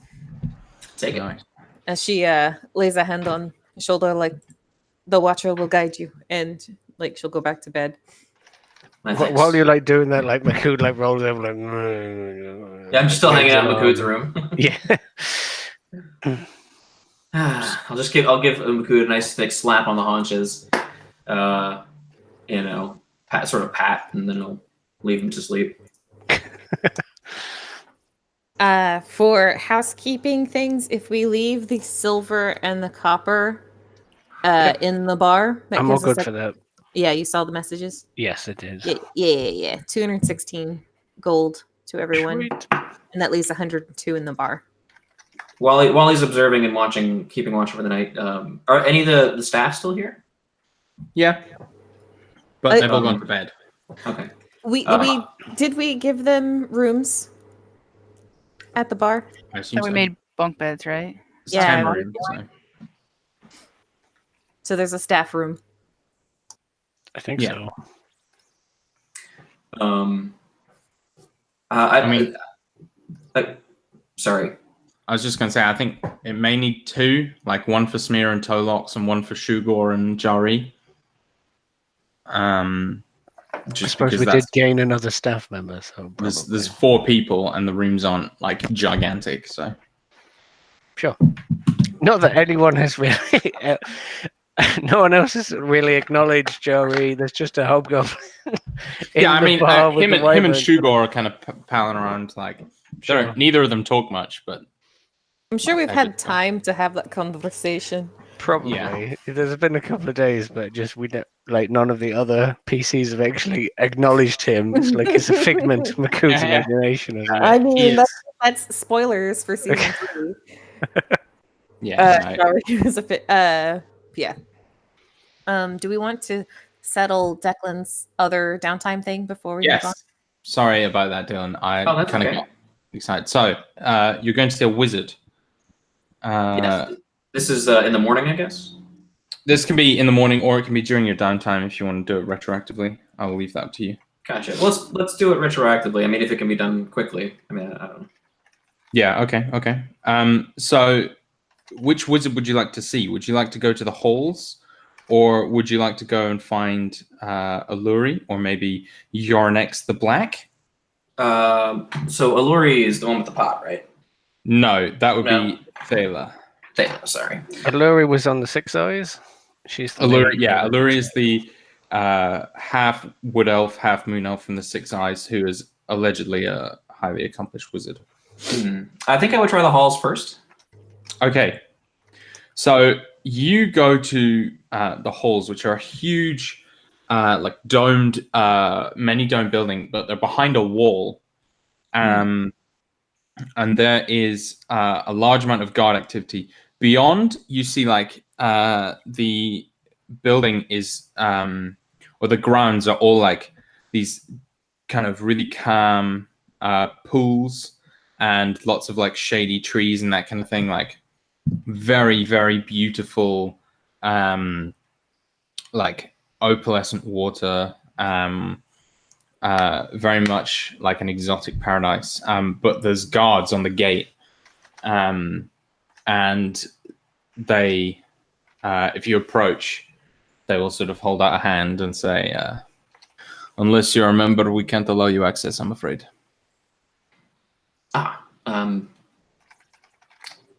Fair enough, I suppose. I was just interested in speaking with an enchanter, perhaps, or someone who could give me advice about where to find magical spells in the city. We can take your name and give it to reception, see if they have anyone, but I cannot guarantee anything, I'm afraid. Sure. Declan will just take out a scrap of paper and write his name and contact information on it and pass it along. You can let them know that the new ownership of the Mirage is interested in an ongoing mutually beneficial relationship with the Halls. And, Make me a quick persuasion check. Sure. Hey, it's a 19. The two guards glance at each other. You're in the Mirage. Yes, I do. A part owner. My business partners and I have just recently gone into business together. Well, listen, I'll pass this along, but make sure there's a place for us at your opening. Absolutely. Your Okay. names. And they give you their names as Mahir and Abdur. Okay. Mahir and Abdur. When you come to the Mirage, there will always be a seat for you. Nice. And they sort of like grin and chuckle, and one of them actually like immediately takes your piece of paper in and gives it to someone inside. But yeah, no one's going to come immediately, but someone might be in touch. Sure. My thanks, good new friends. Take care, and I'll be off. Who is the pretty good wizard? Alluri. Alluri. I'll go to. She is two of the six eyes. Right. I mean, I've met her. Yeah. You have she's extremely quiet. She doesn't like talking much. But yeah, she's definitely like, if you want to talk to her, she's available for it.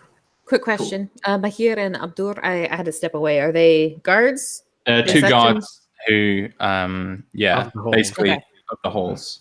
And are retroactively at the opening of Yeah. thing. Awesome. Because timey-wimey bullshit. Yeah. We'll get our timeline sorted soon. One of I've these actually days. gone back and written the things in relatively chronological order for you, see. So, Aw, that is. Oh, you are the best. for now, anyway. And so you can go see Alluri, and she is like up. She has a lab at the Six Eyes, and so she's up in it, and she's working on this like small kind of flat metal triangle with a hole in the center, and she's being extremely careful around it. And like Iri will kind of bring you up and knock, and Alluri will kind of turn and say, "Oh, hello, Mr. Core. It's good to see you." And you, Alluri. I wonder if I might press upon your wizardly services. Of course. And she like puts down her glasses and sort of like puts down all her implements and that kind of thing and approaches you. We at the Mirage have an acquaintance with a magical pot. And they say that they are able to infuse the effects of spells into certain items. I was curious. There's a spell that I've heard of, a spell of non-detection, which will mask me from invisible senses and divinations. I was curious, perhaps you might have this spell in your spell book, and if you could perhaps copy a scroll for me. I'd be willing to pay you a fair price, of course. She sort of like kind of flips through her book a little bit. Let me just pull something up.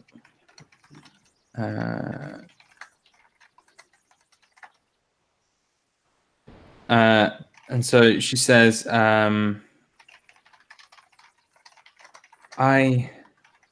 afraid I do not know that spell. I can try and find it for you, but I do have something else that you may find helpful. Sorry, I'm trying to find it while I'm. That's okay. She says yes. I believe. Abrashmina makes stretch it out gestures. Right. She says, I do have one spell that could make it so that you would be unable to detect with divination magic. Or at least it would give you it would give false information about you. Interesting. Could you describe more exactly what this enchantment does? Of course. So,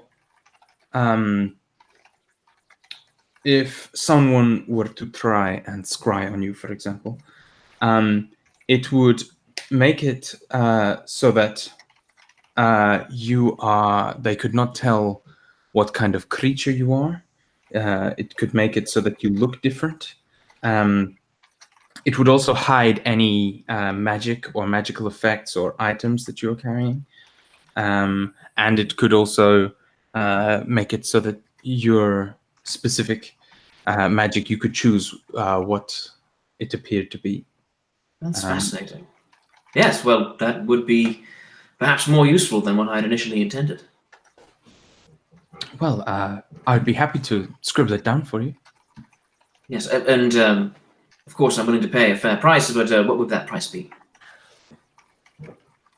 I only ask that you continue to help out the Six Eyes in the ways that you have been. Of course. No, I look forward to the possibility. She kind of like blushes a little bit and nods, being so like forthright. He'll give her his best dashing smile. It's not that dashing. Poor guy. Yeah. But you can have Nistel's magic aura. Sweet. I will thank Alluri and be on my way.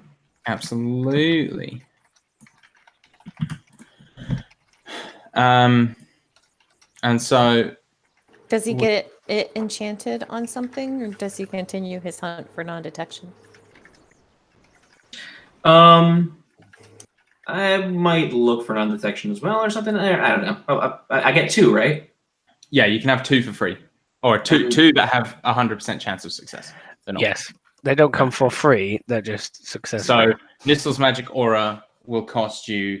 You'll have to get a small square of silk and 300 gold, and whatever you want it enchanted on. Because it's a second level spell, yeah? Correct. Okay. 300 gold? Yes. Yeah. Yeah, you. And that's for the enchantment, right? So we're to put it onto an item. That is I I have it on an item. Yeah. Because we have to pay her in materials. Because like technically you're not giving her 300 gold, you're giving her 300 gold worth of stuff. Yeah. Well, you are giving her 300 gold, but it's for her to go buy the right stuff. Yeah. Because basically she said she will not charge you for her services doing it as much. So like to someone else, having like a first level spell will cost upwards of like 700 gold for her to like actually do it. But because you guys like basically saved her livelihood, the pot, she's gonna sort of she's repaying it with free service, but you still have to provide the stuff you want done. Makes sense. We're getting stuff at cost. Yeah, wholesale magic items. Would it be easier if, I mean, this is what I just want anyway, but rather than like looking for another spell to put on, could I just put like a +1 protection thing on my duster? Okay, so for that, it works a little bit differently. Essentially, to basically make it so that it can't be gamed. So to have a +1 on something, I'll check my notes.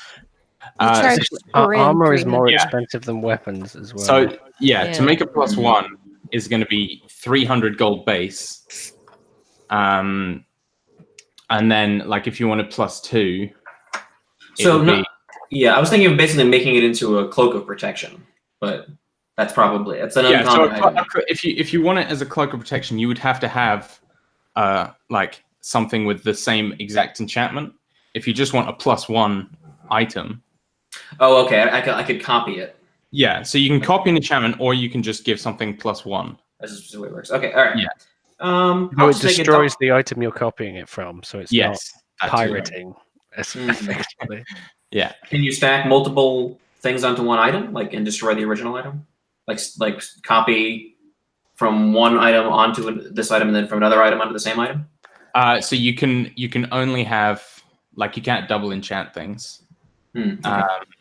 I might, like, maybe when you guys are a little bit higher level, I might have her discover that, but have a higher chance of Failure or something. but for now, yeah, one enchantment at a time. For now, I'm going to stick with just this. I imagine I can take an IOU for the other enchantment. Yeah, absolutely. Well, I mean, yeah, absolutely. You can have another. The next one you want to do will have a 100% chance of success. But yeah, I'll go to her and do the initial magic aura on the mask. Absolutely. So that will mean you won't have the mask for like a day. Okay. But you can get it back just before the night that you went out. So that's fine. So does that mean I can use it once per day, or that effect is just always on it? So yeah, you can. I mean, it lasts for 24 hours, so that effect will be always on it. Oh, awesome. But and I like, can just change the way I appear to divination at will. Yeah, I can send you a thing of. I'll look at it. That's awesome. Okay. No worries. But like, if you got something with like haste or whatever, like that would be 1 use a day type thing. Gotcha. But because this one lasts 24 hours a day, like it probably is 1 use a day, but you could just use it right at the start of the day. You know what I mean? So there's no point in making it a once a day thing. So we can just assume it's always on. Awesome. Dope. It is. Declan would remember. Sorry, it is an attuned item, though. Okay. That makes sense. Yeah. Declan would remember what, Dan? To turn it on, I imagine. Yeah, like if you would do it as part of your morning ritual, I would imagine. Oh yeah. Yeah, it's like charging your phone. You never. Yeah. Exactly.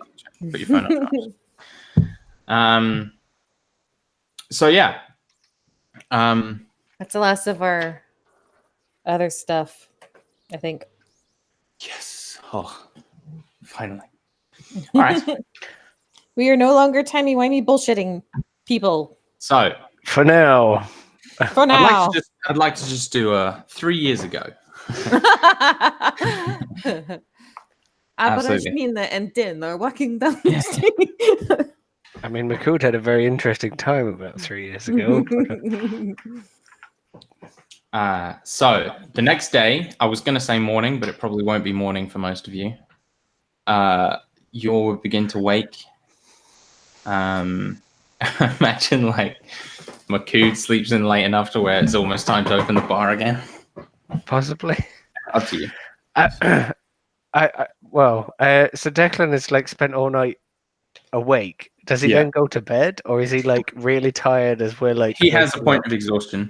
So I was gonna ask actually before, like, could we say, or would you want me to roll for something like if that Declan had like just some homemade like speed that he was like keeping himself up with, so they could keep a lookout, but also be up to talk to everybody in the morning. Okay. roll me a d20. Sure. Oh man. 7. Okay. So you do not have a full dose. You have some. So you could keep yourself up for 4 hours, but then once that 4 hours is up, boom, 2 points of exhaustion. For 4 hours. Yeah, four additional hours. Okay, probably not worth it. I'll just be groggy while I talk to them. Cool. Okay, but like if you take that and you're fully rested, like that will give you, it'll make you much more energized. You know what I mean?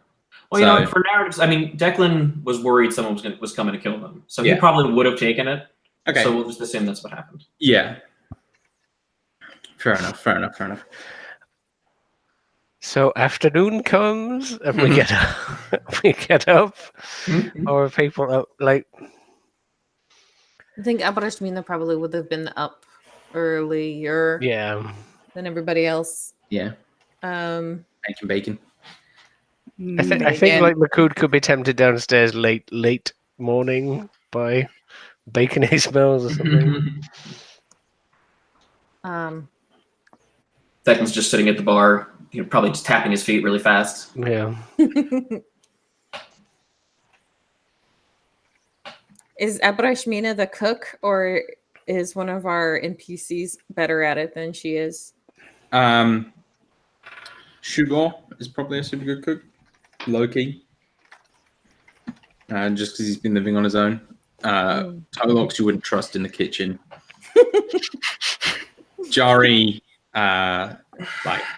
generally only eats like bits of the raw meat that he's feeding to the wyverns. Yeah, because I don't imagine that Abrashmina knows how to cook. No, Because No. she never would have had to have learned. no.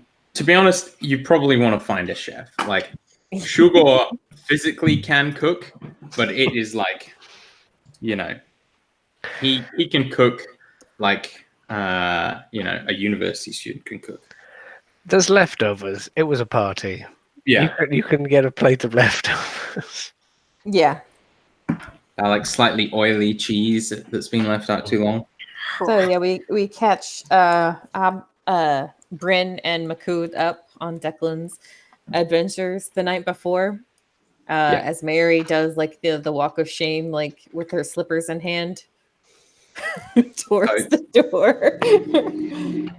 Awkwardly. Yeah. We may need to be ready for combat soon. It seems that the Kolo is arriving. Kolo. Yeah. Will be coming to town soon. Are we going to attempt to keep Kolo from Preacher's clutches? Because it seems that they are planning to, what is it Jorah used? Snap him soon? Yeah, I thought he wasn't expected back for another month. That Well, was the... according to this, and I'll pull out the little note from Kolo, it'll be much sooner. After I've had the chance to rest, I plan on observing the docks until they arrive. We still do not know when. No, we don't. We could try to question this Kizma again in a more friendly capacity without the cloak and dagger. Perhaps. Declan's just kind of rubbing his forehead and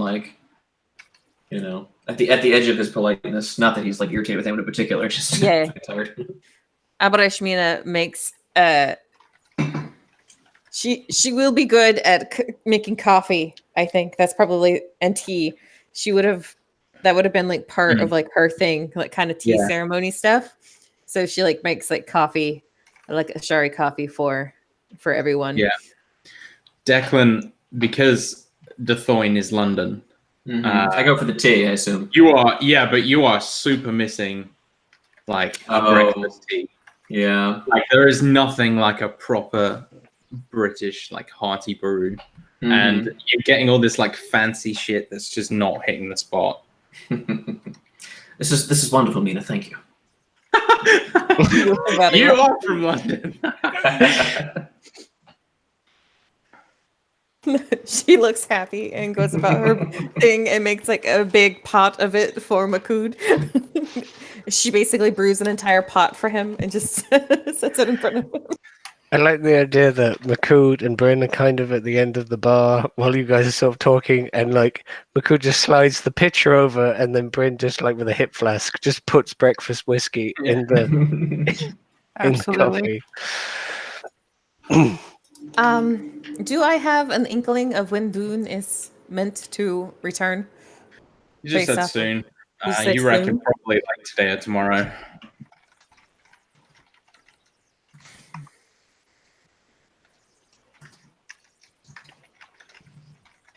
Hard to tell, to be honest.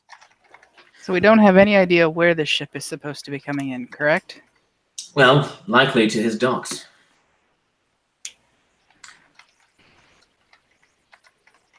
As far as Kolo knows, Kizma is still his ally.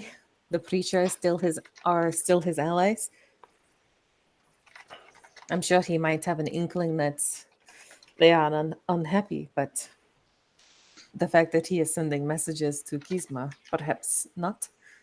Perhaps he does not realize how. What is it you lamenters say? How hot the water is? I suppose we say that. Yeah, I don't really know if that's a thing or not, but I think I've heard someone say that once or twice. Something like that. well, yeah, maybe once or twice, something like that. Perhaps the translation is different. Could be. Wait, are you trying to say he's in hot water? Yes, that is. He does not realize how but hot what the is- water is that what he is is in. You just say he's in hot water. I Not. don't. I'm It's sorry. just hot. Okay. So he's gonna get snapped, right? According to Jura, yes. He That does is Alright. not bad realize said. that he is in. He does not realize that he is in this danger.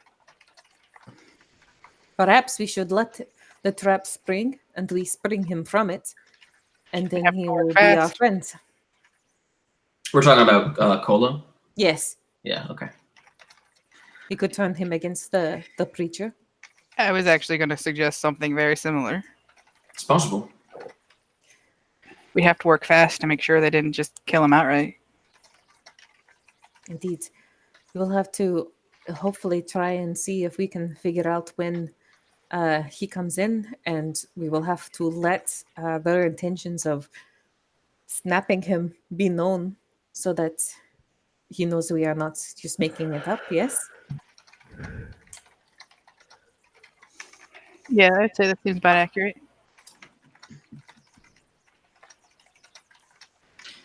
Well, as I said, I will begin observing to see if I can learn anything else about when they might be coming. It's a place for us to set up closer to the docks, so that There's we're a all there. there's a number of good vantage points if you're in for a good stakeout. They're usually kind of lonely for me, so I might be glad for the company. Well, I just think it makes sense to have us there, ready to act. Absolutely, of course. because We can't should give 'em any- take some steps if we can to ensure that our more, I kind of look at McCood, obvious gang members here are less obvious. Abrashmina's eyes dim a little bit from their usual glow. That's a great And- start. I I mean, love we your could eyes, Abrashmina, but they do draw the eye. maybe a scarf or something. That is not scarf enough that will hide Makut. So maybe he just stays out of sight. So what's the dock like in terms of the other businesses that are around there? Other places? Are there abandoned warehouses? Things like that. Not many. There's no abandoned warehouses per se, but it is like there are a lot of abandoned buildings nearby. Like a few kind of like shipping type like companies and that sort of thing, but really like it's lacking in local business. It's definitely like a shady, crime-ridden area, and people tend to avoid it. It's a good place to hide out. I think that actually, if we pick the right vantage point, we might be able to find a place where, as long as Makud doesn't, Makud, if you don't, bang into anything too much. Yeah, you What about definitely spied. What about the safe house that Maya and Val were watching the warehouse from? That was not discovered. Yes. As far as I know, is that? It's not by the dock. It's near the dock, but it's not by It's it. near the warehouse, though, It is near the warehouse. so we could watch the warehouse from there. Right. I think we want to watch the dock, though. True. But there are like you definitely spied like several other kind of similar buildings near the dock. Set up there. Perhaps Murin will know of a place. Perhaps. We should inform the Six Eyes. Declan says, looking somewhat hesitant when he says it. I think perhaps that if all goes well, we will avoid combat until it's absolutely necessary. But things could go poorly, and it would be good to have backup. If not backup, then at least a place to go that is not here, so we do not bring trouble down on the door of the people who live here as well. It's a wise choice. Though, in truth, the longer we do this, the greater that danger will become. True. They know the risks, but it is not necessarily a risk that we need to Exacerbate. push. Yes. Yes. Yes. Of course. If you are going to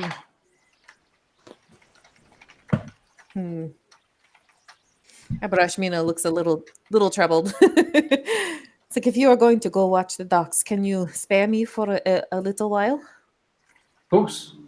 I need to sleep for about 12 hours. All right, I have a small errand I would like to take care of. Of course. Declan's gonna sort of like look groggily at everyone else. If there's no other immediate business, I suggest the two of you keep your eyes open. We don't know what their next move might be. Who is he?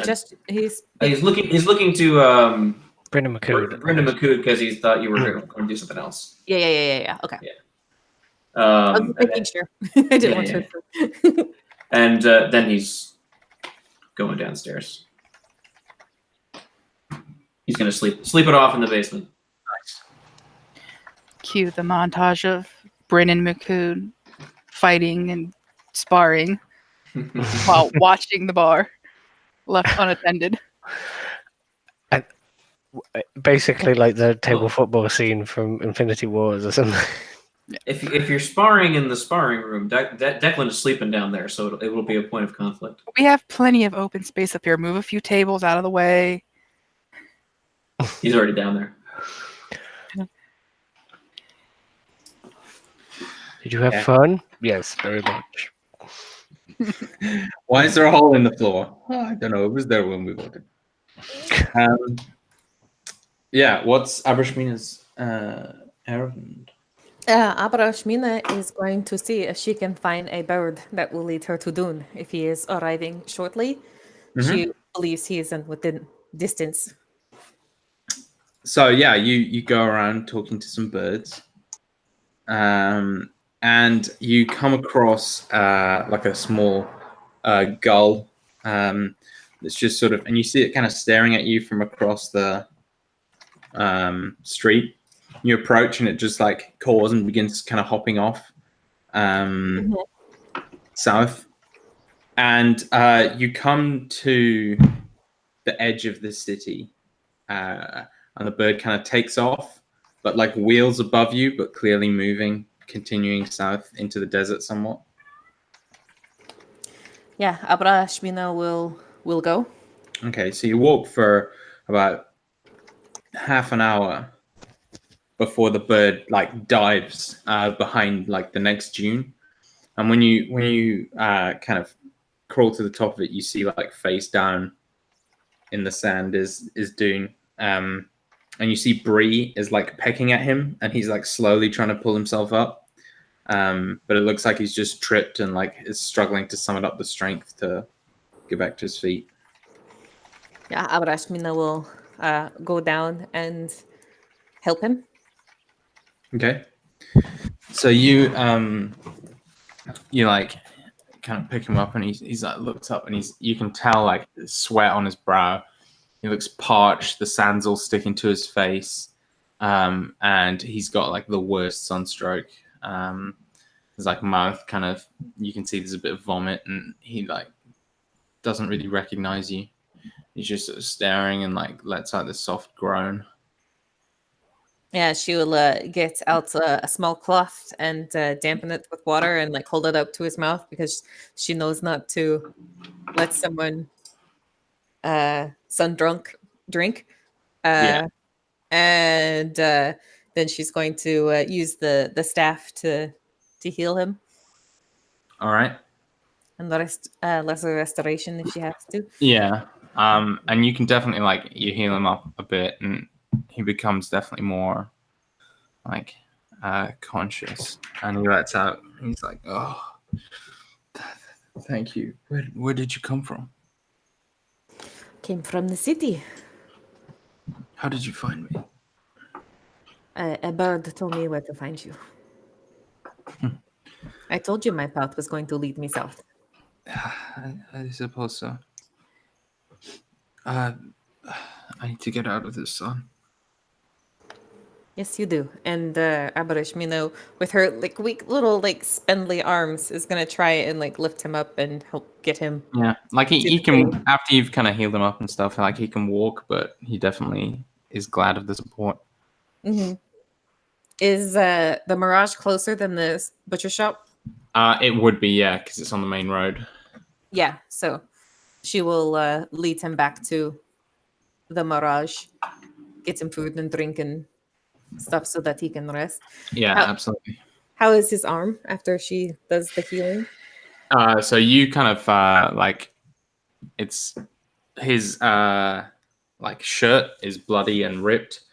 But once you kind of lay him down and like kind of get his sleeve off and like kind of get get his shirt and his armor off so you can have a look at it. It looks bad. Like he's clearly basically taken two like massive chops with what you imagine is a giant pair of pincers.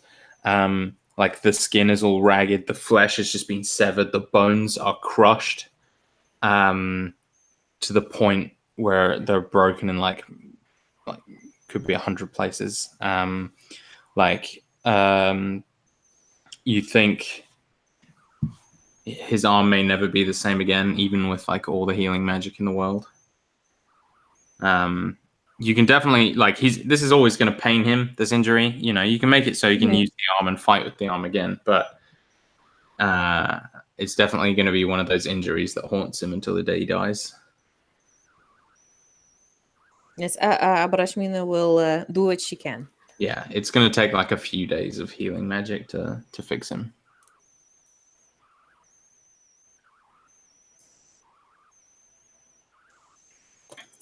You are lucky that you still have this. Yes, well, it was not really luck. It was Bree. She got me out there, but yeah, that was horrible. You said you were going to be careful.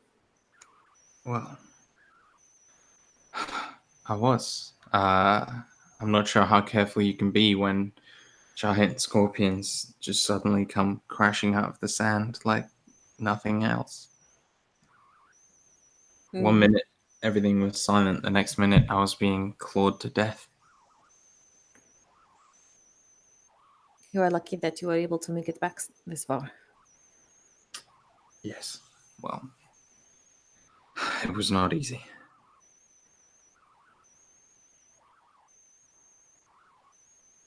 And Abarashmina will kind of like fall silent and like, bind his arm up as much as she can. Yeah. And he'd like after a moment of silence, he'd say, I'm really grateful, by the way. You didn't have to come out and save me, but I'm glad you did. Well, you said that you were hurt. And, well, you should not be out there alone. If there's ever any way I can repay you, just say the word. That is not necessary, but thank you. It is to me. Did you learn anything? I couldn't find anything on the preacher, but I found an oasis.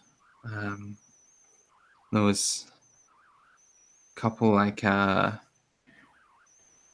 weird columns and a cave, and there was like a statue of a man in the cave. And I saw a really big like group of tents in the distance, but I didn't approach. It sounds a lot like the place that we were told that he might be. I So- don't know. I couldn't find. I didn't see anything there. But Do you think you can find your way back? he nods.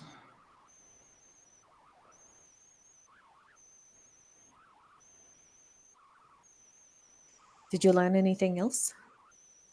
Not about the preacher? Not much. There was this huge section of like glass lying on the sand, but I've never seen anything like it. Sand in the glass? Yeah, Or glass in the sand?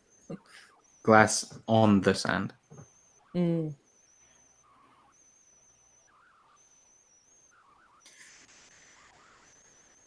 Did you learn anything else? And she kind of like gives him like a different kind of look, not like Mm. about like his explorations. Well, I suppose. I mean, Bree helped me in ways that she hasn't before. You know, um, I don't really speak to her much with words, but she told me that, you know, my job is it's not about my body. You know, whatever happens to my body happens. But my soul is something else. And if I have to forfeit my body to save my soul and to save other people's souls, then I should. I've been thinking about it a lot.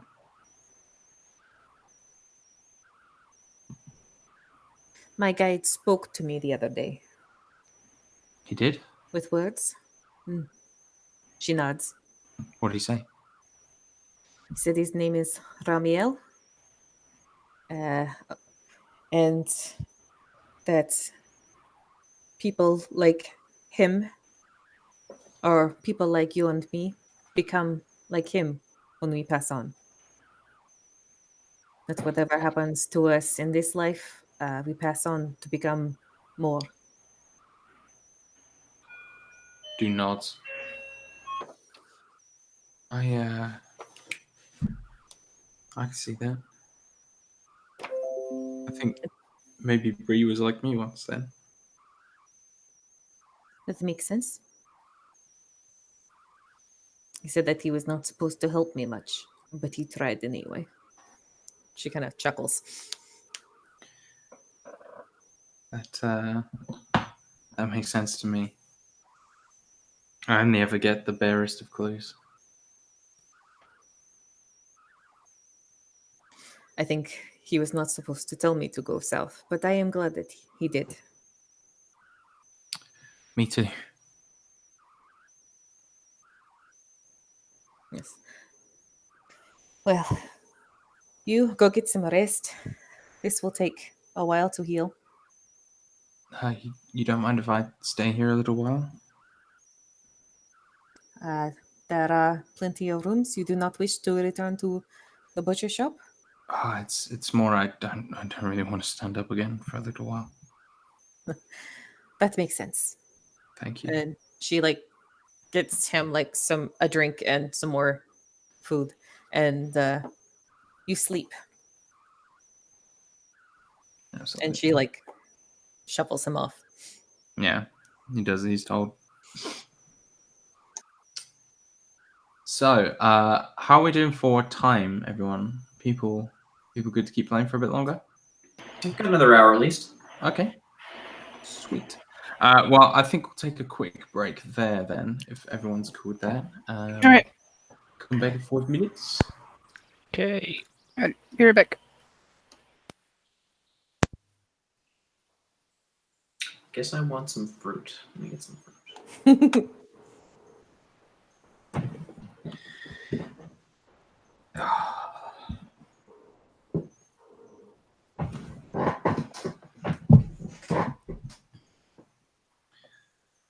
the good times.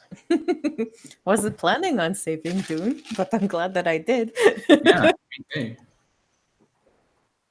Would he have like not come back or come back without He his would arm? have, but yeah, he would have been in a way worse state.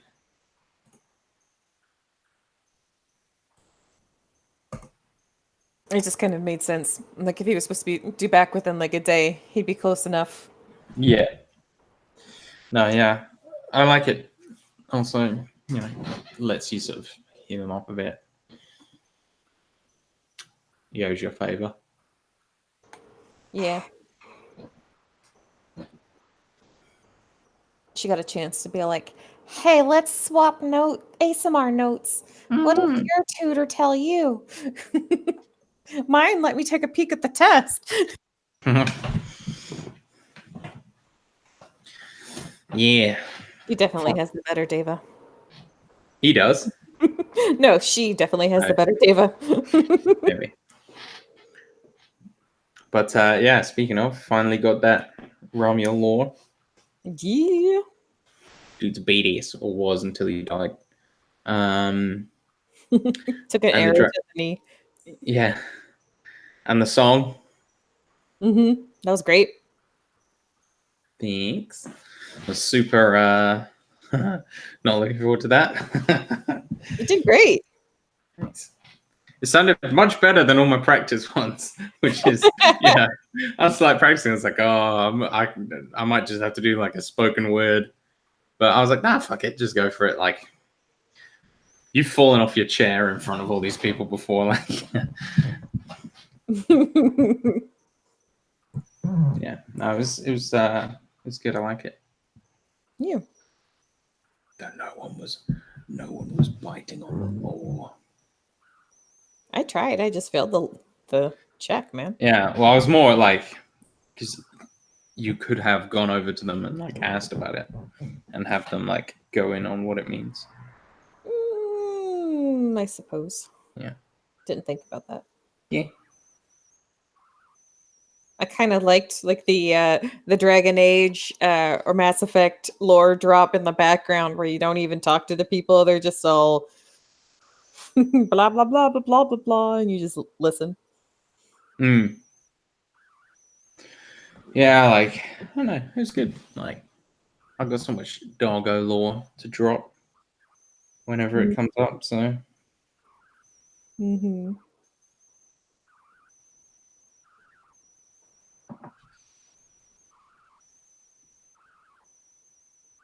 As a player, I engaged with your dragon dropping lore and fire in the desert and all the rest of it. As a character, McCood wasn't gonna. yeah, Yeah. I'm afraid I've handicapped myself in that way that I can just hear you being like, God damn it, this is the last time I play an idiot. I rolled an idiot. It's fine. I'm enjoying an idiot. If you put booze or food in front of him, he will go in that direction. Like you put dragon lore in front of him, and he won't figure it out. Unfortunately, But if you tell the dragon lore in dragon-shaped chicken nuggets, sure. Now I'm just picturing like the bit for Mystery Science Theater 3000, this newest version, where like they do the Jonah Ray does like the kaiju lore, but it's like the I little literally watched that yesterday. the little puppet, and he just does like the little, this is Godzilla and this is Mother. Yeah, that As rap is so song. good. Yeah. Yeah. Unfortunately, Abarashmina is not very inquisitive herself. She's like content to sit back and listen to people. So the inquisitive ones were off busy doing something else. Toads. Like if Abarashmina had known something, she might have chirped in, but she didn't, so she didn't have anything to add to the conversation. She was wise enough to know to keep her mouth shut. I was super nervous about that song though. It was great, man. Just because obviously I'm not a good singer, but like I was like this song has been around for ages. I want to do it justice. I was going to just say the words, but that just would, like, as a player, that would just take me out of it. Like, I find it harder to imagine the cadence of the way someone's saying it. So I was like, I'll just start, and then I got kind of into it, and yeah, I was glad I did.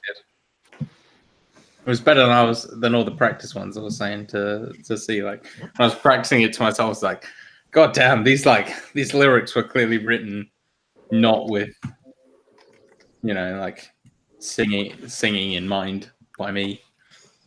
I just wrote them as lyrics rather than to a tune. So I had to like figure out a tune for them, and it was different every time I practiced it.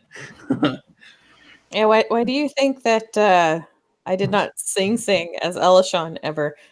You got no excuse now. I have plenty of excuses. One of the main one being I am not playing a bard anymore. Yeah, you don't want me to sing. There's not enough coffee. I play my instrument type bards. Yeah. I'm not. I'm totally kidding. You know what, guys? It's been really great playing with you guys, but I think Fridays aren't free anymore.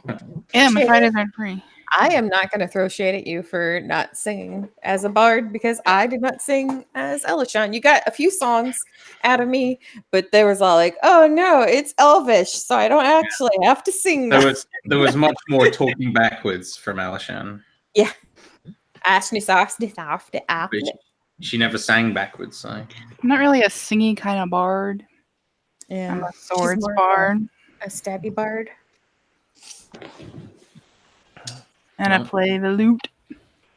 Turns out I'm way better at singing if I just do it in an Ashari accent.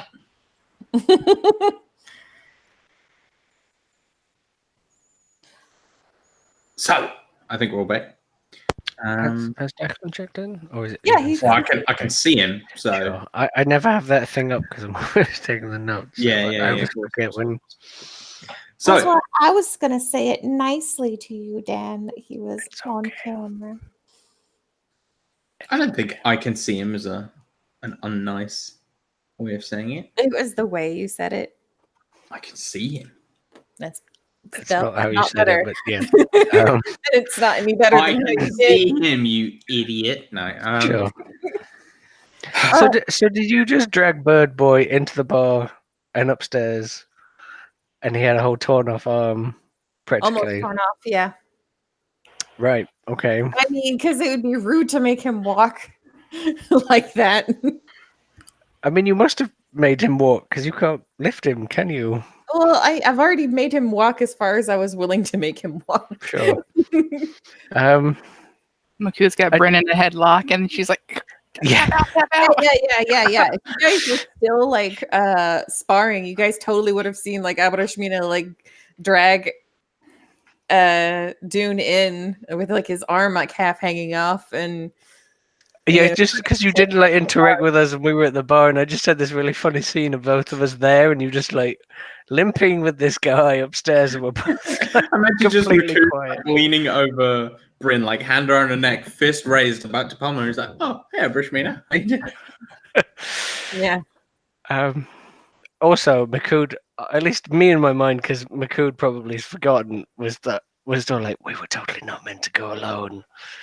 And you just wandered off after us being told to be on high alert. Because I said that I had an errand. You guys were told to keep alert. No one told Abarashmina not to go alone. No, I know. It's not my place to do that, but I remembered that we were told not to go alone even before someone kicked the hornet's nest. But you could have been ambushed and not come back again. You all let her go. So, Declan was not at his sharpest. True. What are we all doing once everyone comes to consciousness, finishes beating each other up, heals up their boyfriends? Not my boyfriend. Go on. Keep telling yourself that.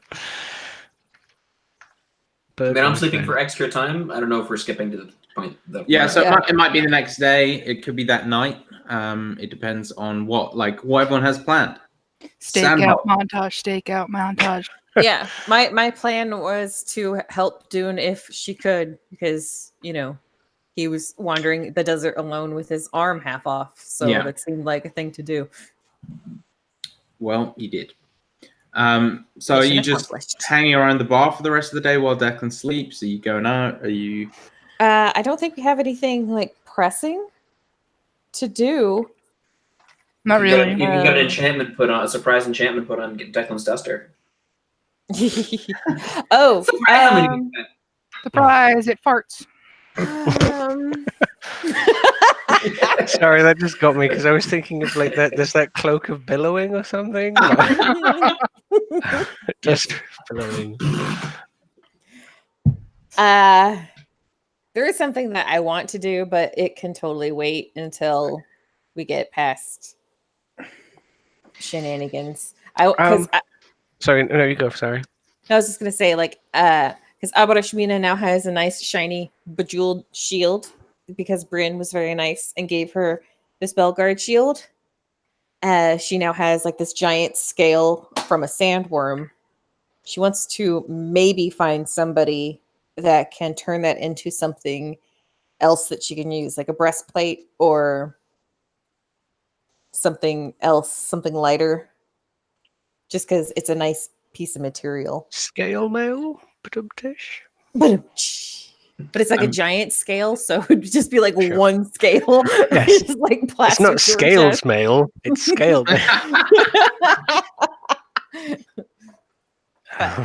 That can wait, but I just want that out there. Do you want so to that wait, or do you want to do that now? Probably don't have the money to do it now, but I suppose you can start making inquiries. Okay.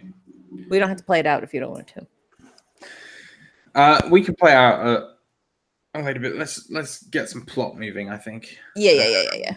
We can always come back to that.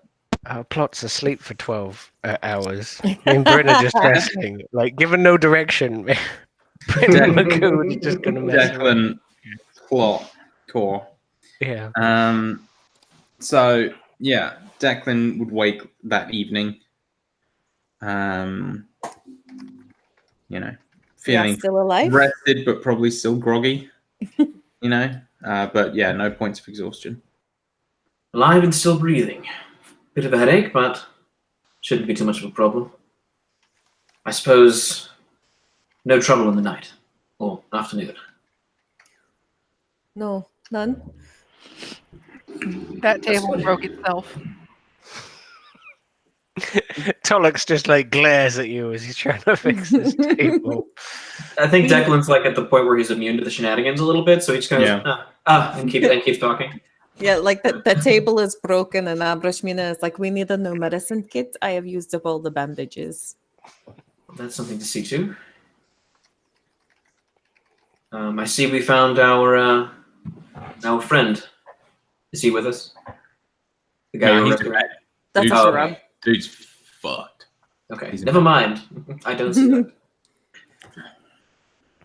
I guess Abrashmina will tell you that there is a new tenant in one of the rooms, just so you don't like open it up and be all like, "Da!" and, like throw a dagger at him. The enemy is sleeping in our bed. Ah! You mean you didn't tie him to the bed and drug him? That's what I beds think we are would for. do. Why do you think Declan sleeps in the basement? There's always someone tied up in my bed and drugged.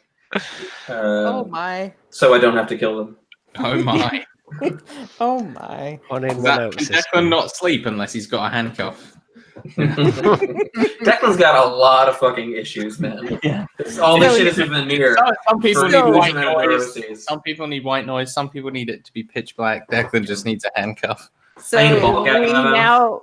So that is Dylan's way of saying that Declan has the dimensional shackles in his inventory. Boom.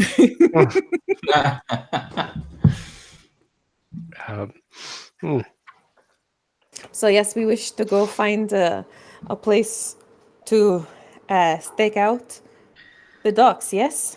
What time of day is it? It is like Mm. 6:30 p.m. How long till the sun's down? The sun will be down at approximately 8 p.m. And the bar will be opening soon.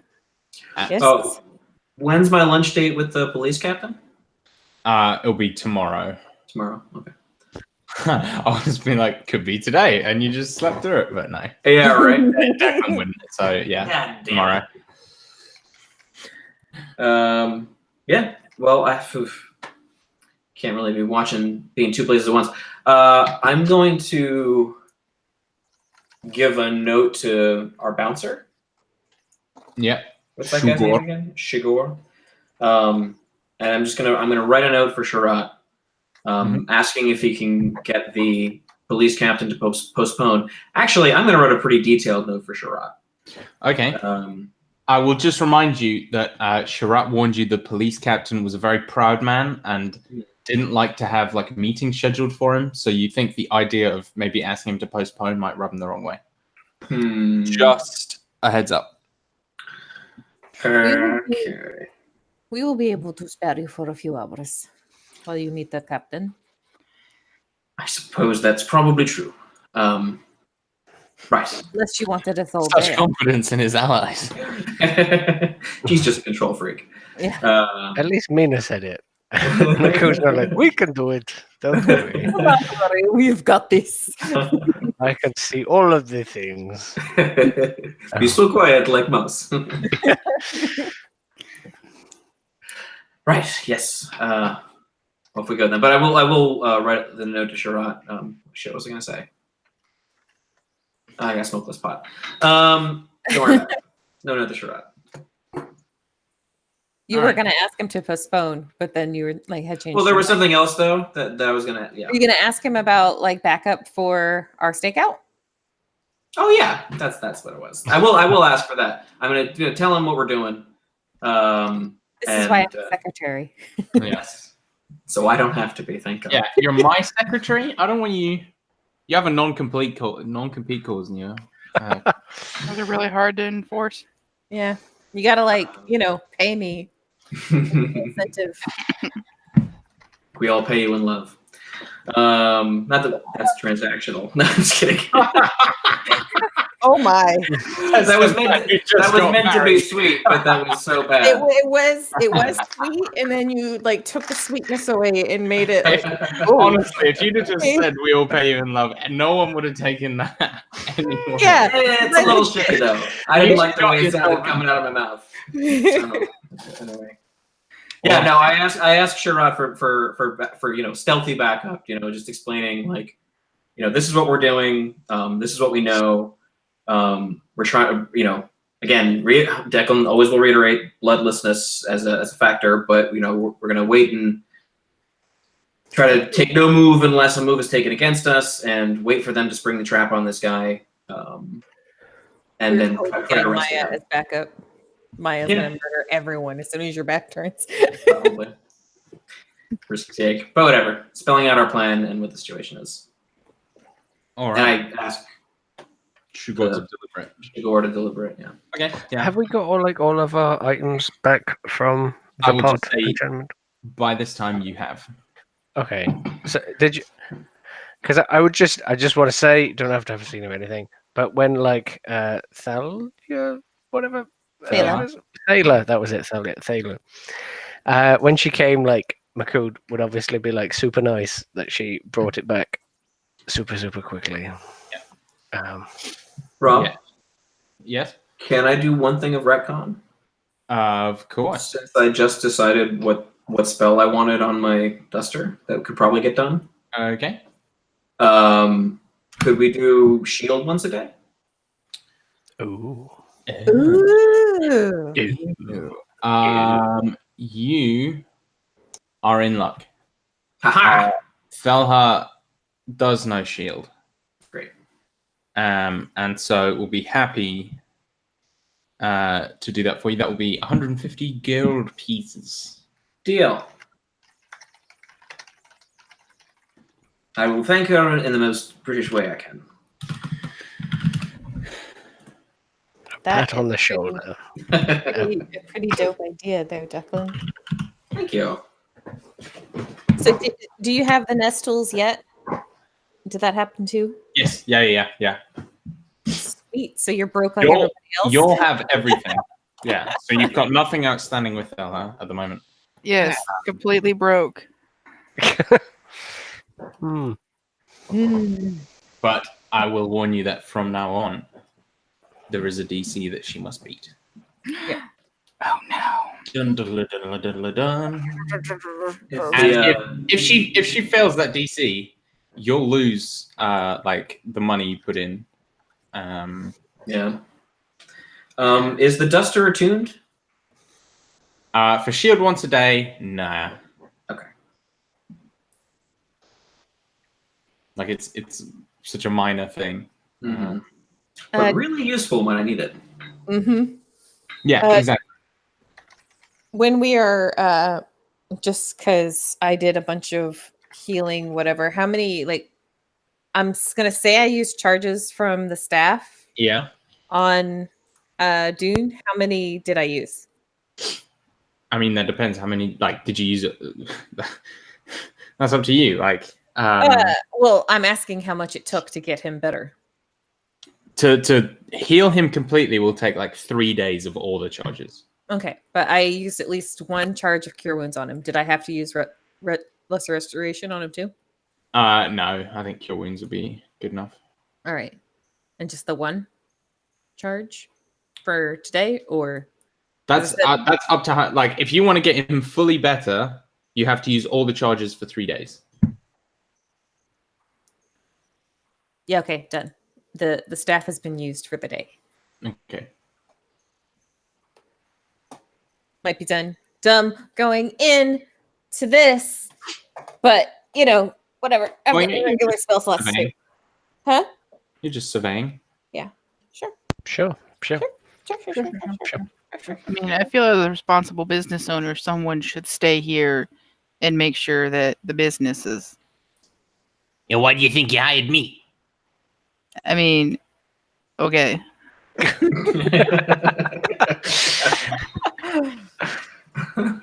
Glad we've got that sorted out.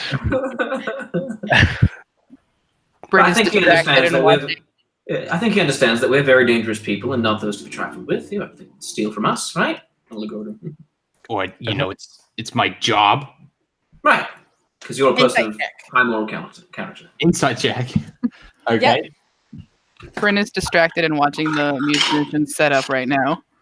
Yeah, sure. 24. Dude, like, he's not gonna steal from you, but Yeah. I Still mean, I can stay a weird behind. no, don't worry. Why are you staying by? Don't worry about it. Okay. There'll be time enough for other diversions later. Bryn? Huh? Diversions are plenty once the mission's complete. Yes, the mission. The Let us mission go. where we're going on a stakeout. Let us That's Go. right. uh, Exclusively in the company of people you're not sleeping with. Avrashmina is gonna go hood up and thaumaturgying her eyes so that they are not as noticeable. Okay. Roll me a quick d20, please. Who? Everyone? You, please. Oh, me. Oh, geez. Oh my. Any modifiers? There are 0 modifiers. 16. Okay. So you step out, and you have to walk a little ways down the main street just to get to the alleyway that you want to head down. And as you go, you see a figure that you recognize kind of walking the opposite way in the street, and he's flanked by 2 bodyguards. He's quite chubby. He's got these green eyes, like set like jealous emeralds, and these doughy jowls that wiggle and wobble as he sort of angrily expostulates at one of his guards. He wears a very thin dish dasher and like a bright purple waistcoat, and this orange turban that has lots of jewels like sewn into it. And you would recognize this man as Shedmare, the father of the man that Din killed. and was the one who kind of pulled the strings to get you thrown in the Vicar. And you see him kind of raise his eyes and begin looking in your direction.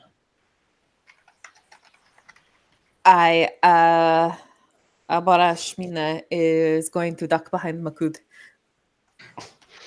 All right, make me a stealth check. 17. Oh, I'm sorry.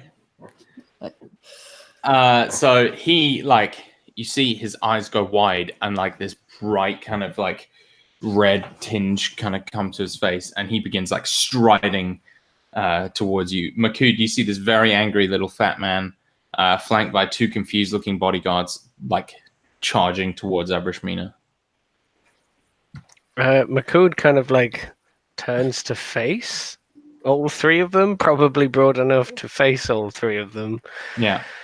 So the bodyguards are pretty like big dudes. They look like expensive bodyguards, i.e. good ones, but they are like staring up at you with wide eyes. And Shedmare is like, "How in the blackest hells did you get out?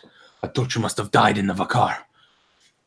Makud like kind of leans down to him and is like, "I'm out to die."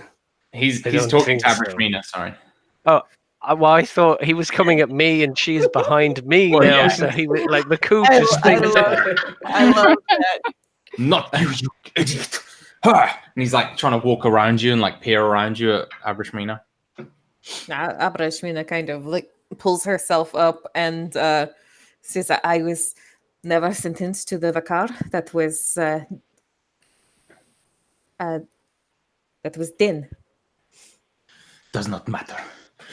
Your life is mine. You killed my son. I We did have- no such thing. And he's gonna reach for you and try and grab the front of your shirt. If anyone would like to step in. Yeah, I'm gonna put my, yeah. I'm gonna put my sword through his arm. I imagine just about everybody steps up and is like, All right. Oh, Is Makud doing anything? Because I mean, Can we roll for initiative? Yeah, let's see who steps up first. Okay. Well, he gets an initiative roll too then. Go for it. little Abara man. Shmina got the 21. It's who steps up first, Mina. You've Hey, got to step up first. I am my own woman. Everyone's trying to protect you here, I Mina. know. You guys are the best. It's not going to be me. I got a 13, so... I got a 13 too, actually. Oh. Yeah. Bryn? 13. Well, the funny thing is, All hands go up. Shedmare got a 14, No! No. but Abrishmina fucking defends herself like a mouse. Okay. Yeah, if he is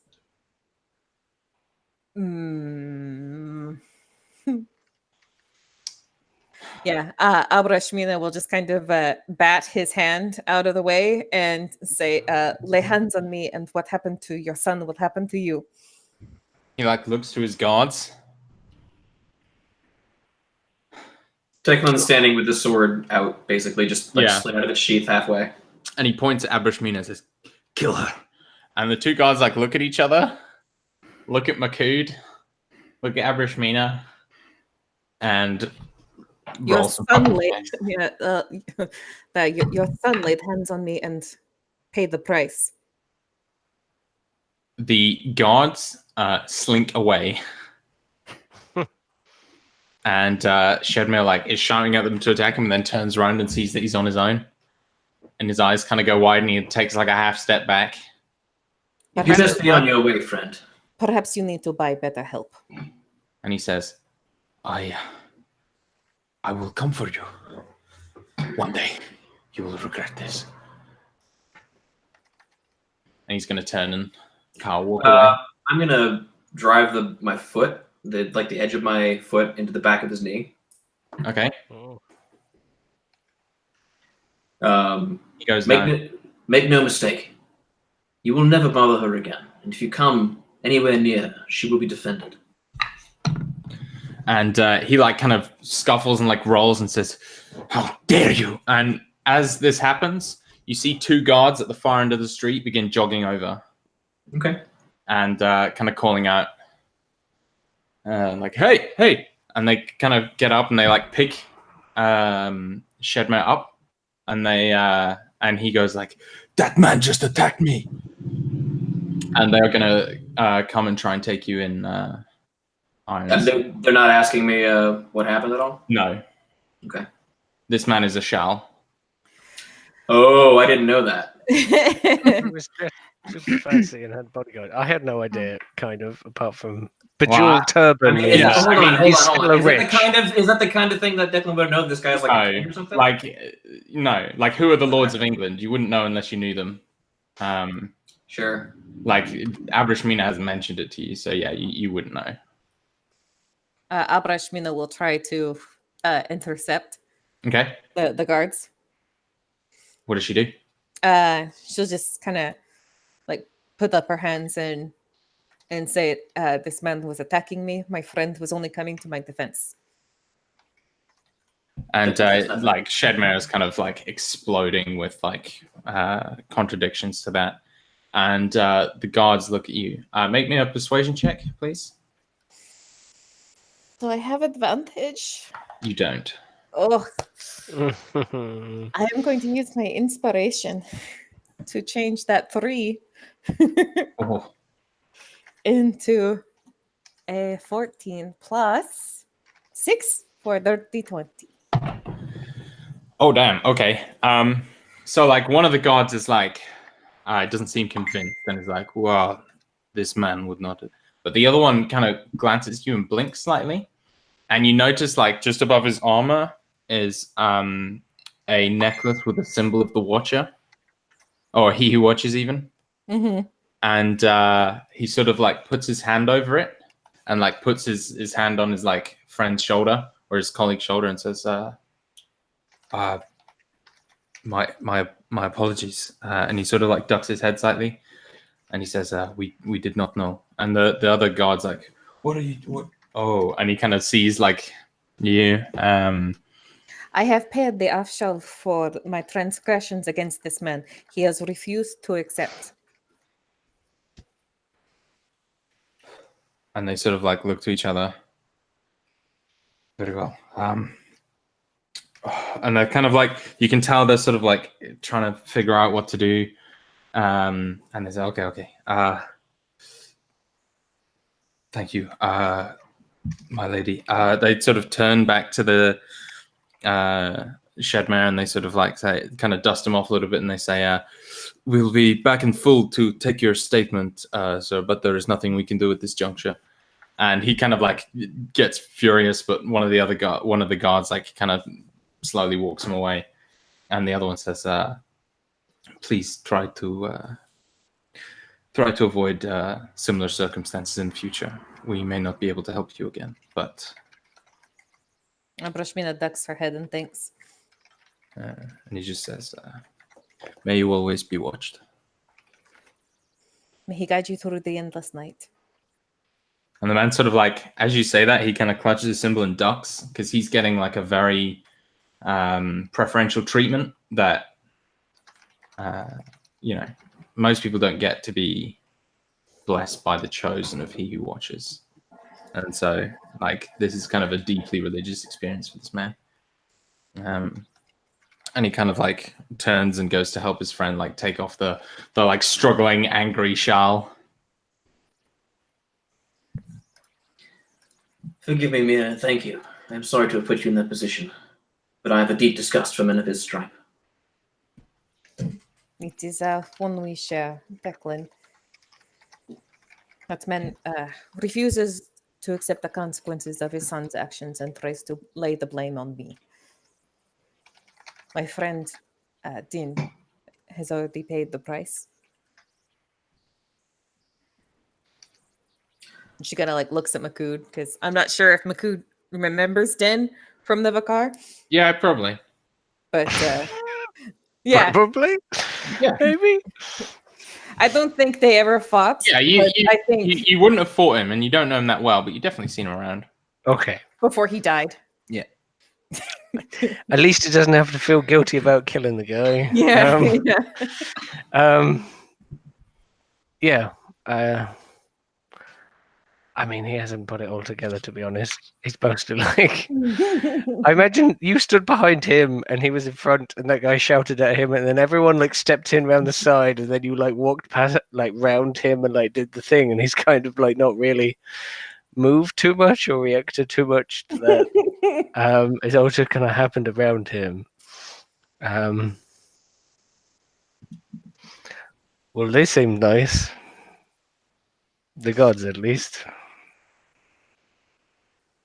What was the little angry man talking about?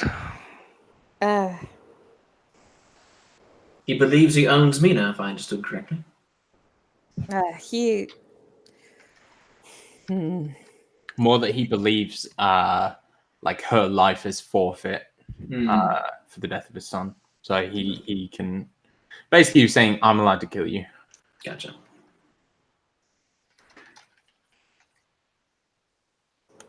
Yes. Abrashmina looks uncomfortable, and it is a bit hard to explain. But I knew his son. My the guard I had when I still lived at the temple, who accompanied me on my outings, he killed him. Your god killed his son? Yes. For that, he was sentenced to death in the Vakar. Or, as things happen. Why did he kill him? He attacked me. Said he tried to lay his hands on you? You mean he tried to... There are... some of the things that I used to do for the temple was spend time with people, to sit in the presence of the Jewel of the Watcher, to feel his... It was a thing that the temple did. It was not meant to be like that, but his son had other ideas.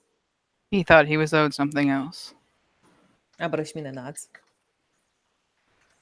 And my guard tried to correct his assumption, and it led to blows. People seem to have that reaction around you. It is through no wish of mine. But his son died, and then was sentenced to the Vakar. Well, I'm sorry for the trouble this has caused you, but I meant what I said. I, and I'm sure we, will protect you. Though I suspect it is you who watches over and protects us, more often than not.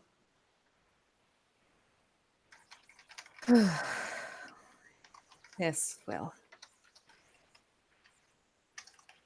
I do what I can.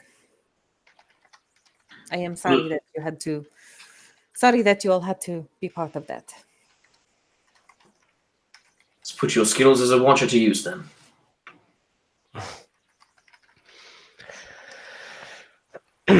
Off to the watching. And so, our heroes head into the door. I think as they wander off, Makul just goes, I think I remember him. If you like his like describing Din or something, it's like vaguely like, I think I remember Din him. Yeah. Amadi, he was a fighter. He was not the nicest man, but he was all right. He did his job well. Cool. Now go, please. So, you return, or you return to the dock and kind of set up a little shop in the what's it called? In the in an abandoned house, and soon after that, maybe 2 or so hours, you see or you hear a very quiet knock at the door that of the building you're in. I'll just see if I can peek out. Okay. Not necessarily right through the door, but if there's another crack or something that I can kind of get a view. Yeah, absolutely. So you kind of have a look out, and you see a figure in a cloak. The cloak is kind of, they've pulled it like partially over their face. It's like a very kind of dark black. And they're just sort of like looking down to try and keep their face hidden.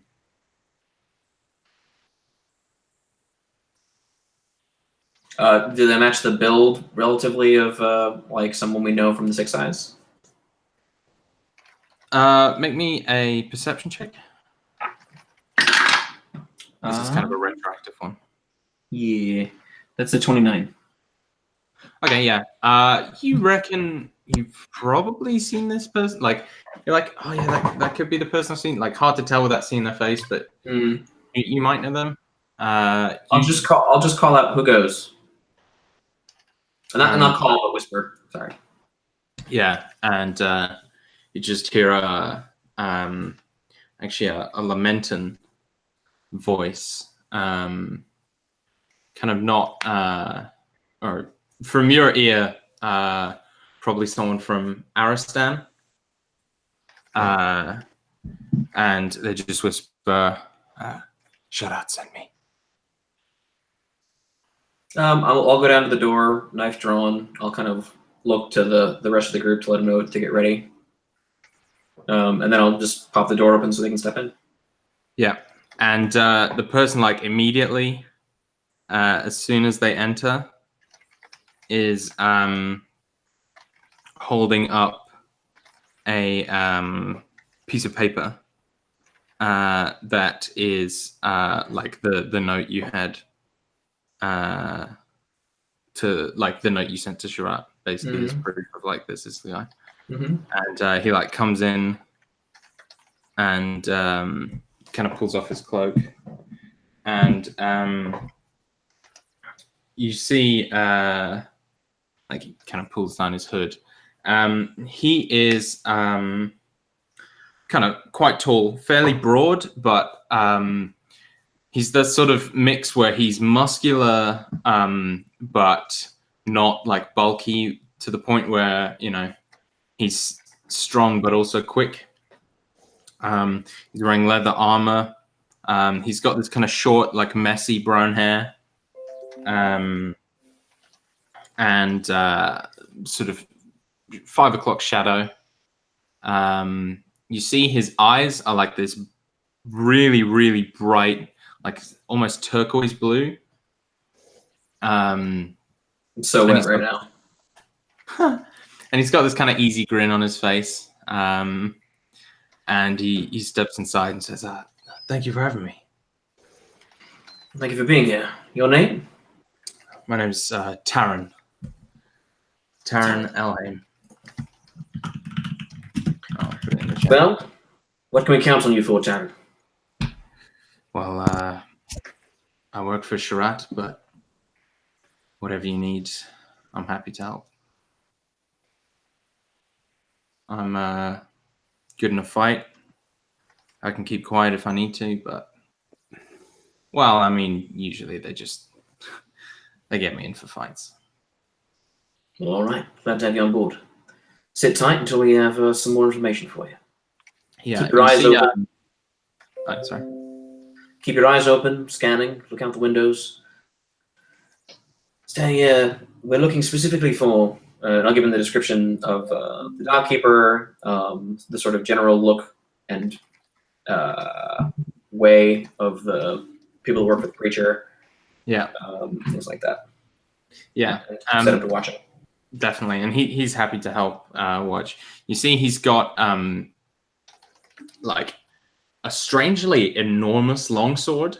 Like, not a great sword. It's definitely still a longsword, but it's like he doesn't wear it on his back or on his hip. He just carries it so that he can kind of be sneaky and keep it under his cloak. It's set with like a turquoise gem. and like has these kind of serpentine patterns on it. Yeah, he'll sit and help you watch. And you all sit there until about 3 a.m. When whoever's like maybe catching a nap at that time or whatever is woken by this kind of like faint, distant horn. I just want to tell you, Makood is so bored. So bored. And you see, you kind of look out the dock and like kind of rush to the window, maybe. Abrashina is doing like fortune cards for Makood, but I think it's just more to like show him like the pictures rather than Sure. Do it his- again. Do it again. It's like he likes the tower because it's got fire. Like, why does that one have a crab? You see a giant ship come into dock. It's extremely tall, like has multiple levels, decorated with these dark wood panels and these ancient-looking rusted chains that are kind of hanging off it for decoration, and they like clink as it slowly comes into dock.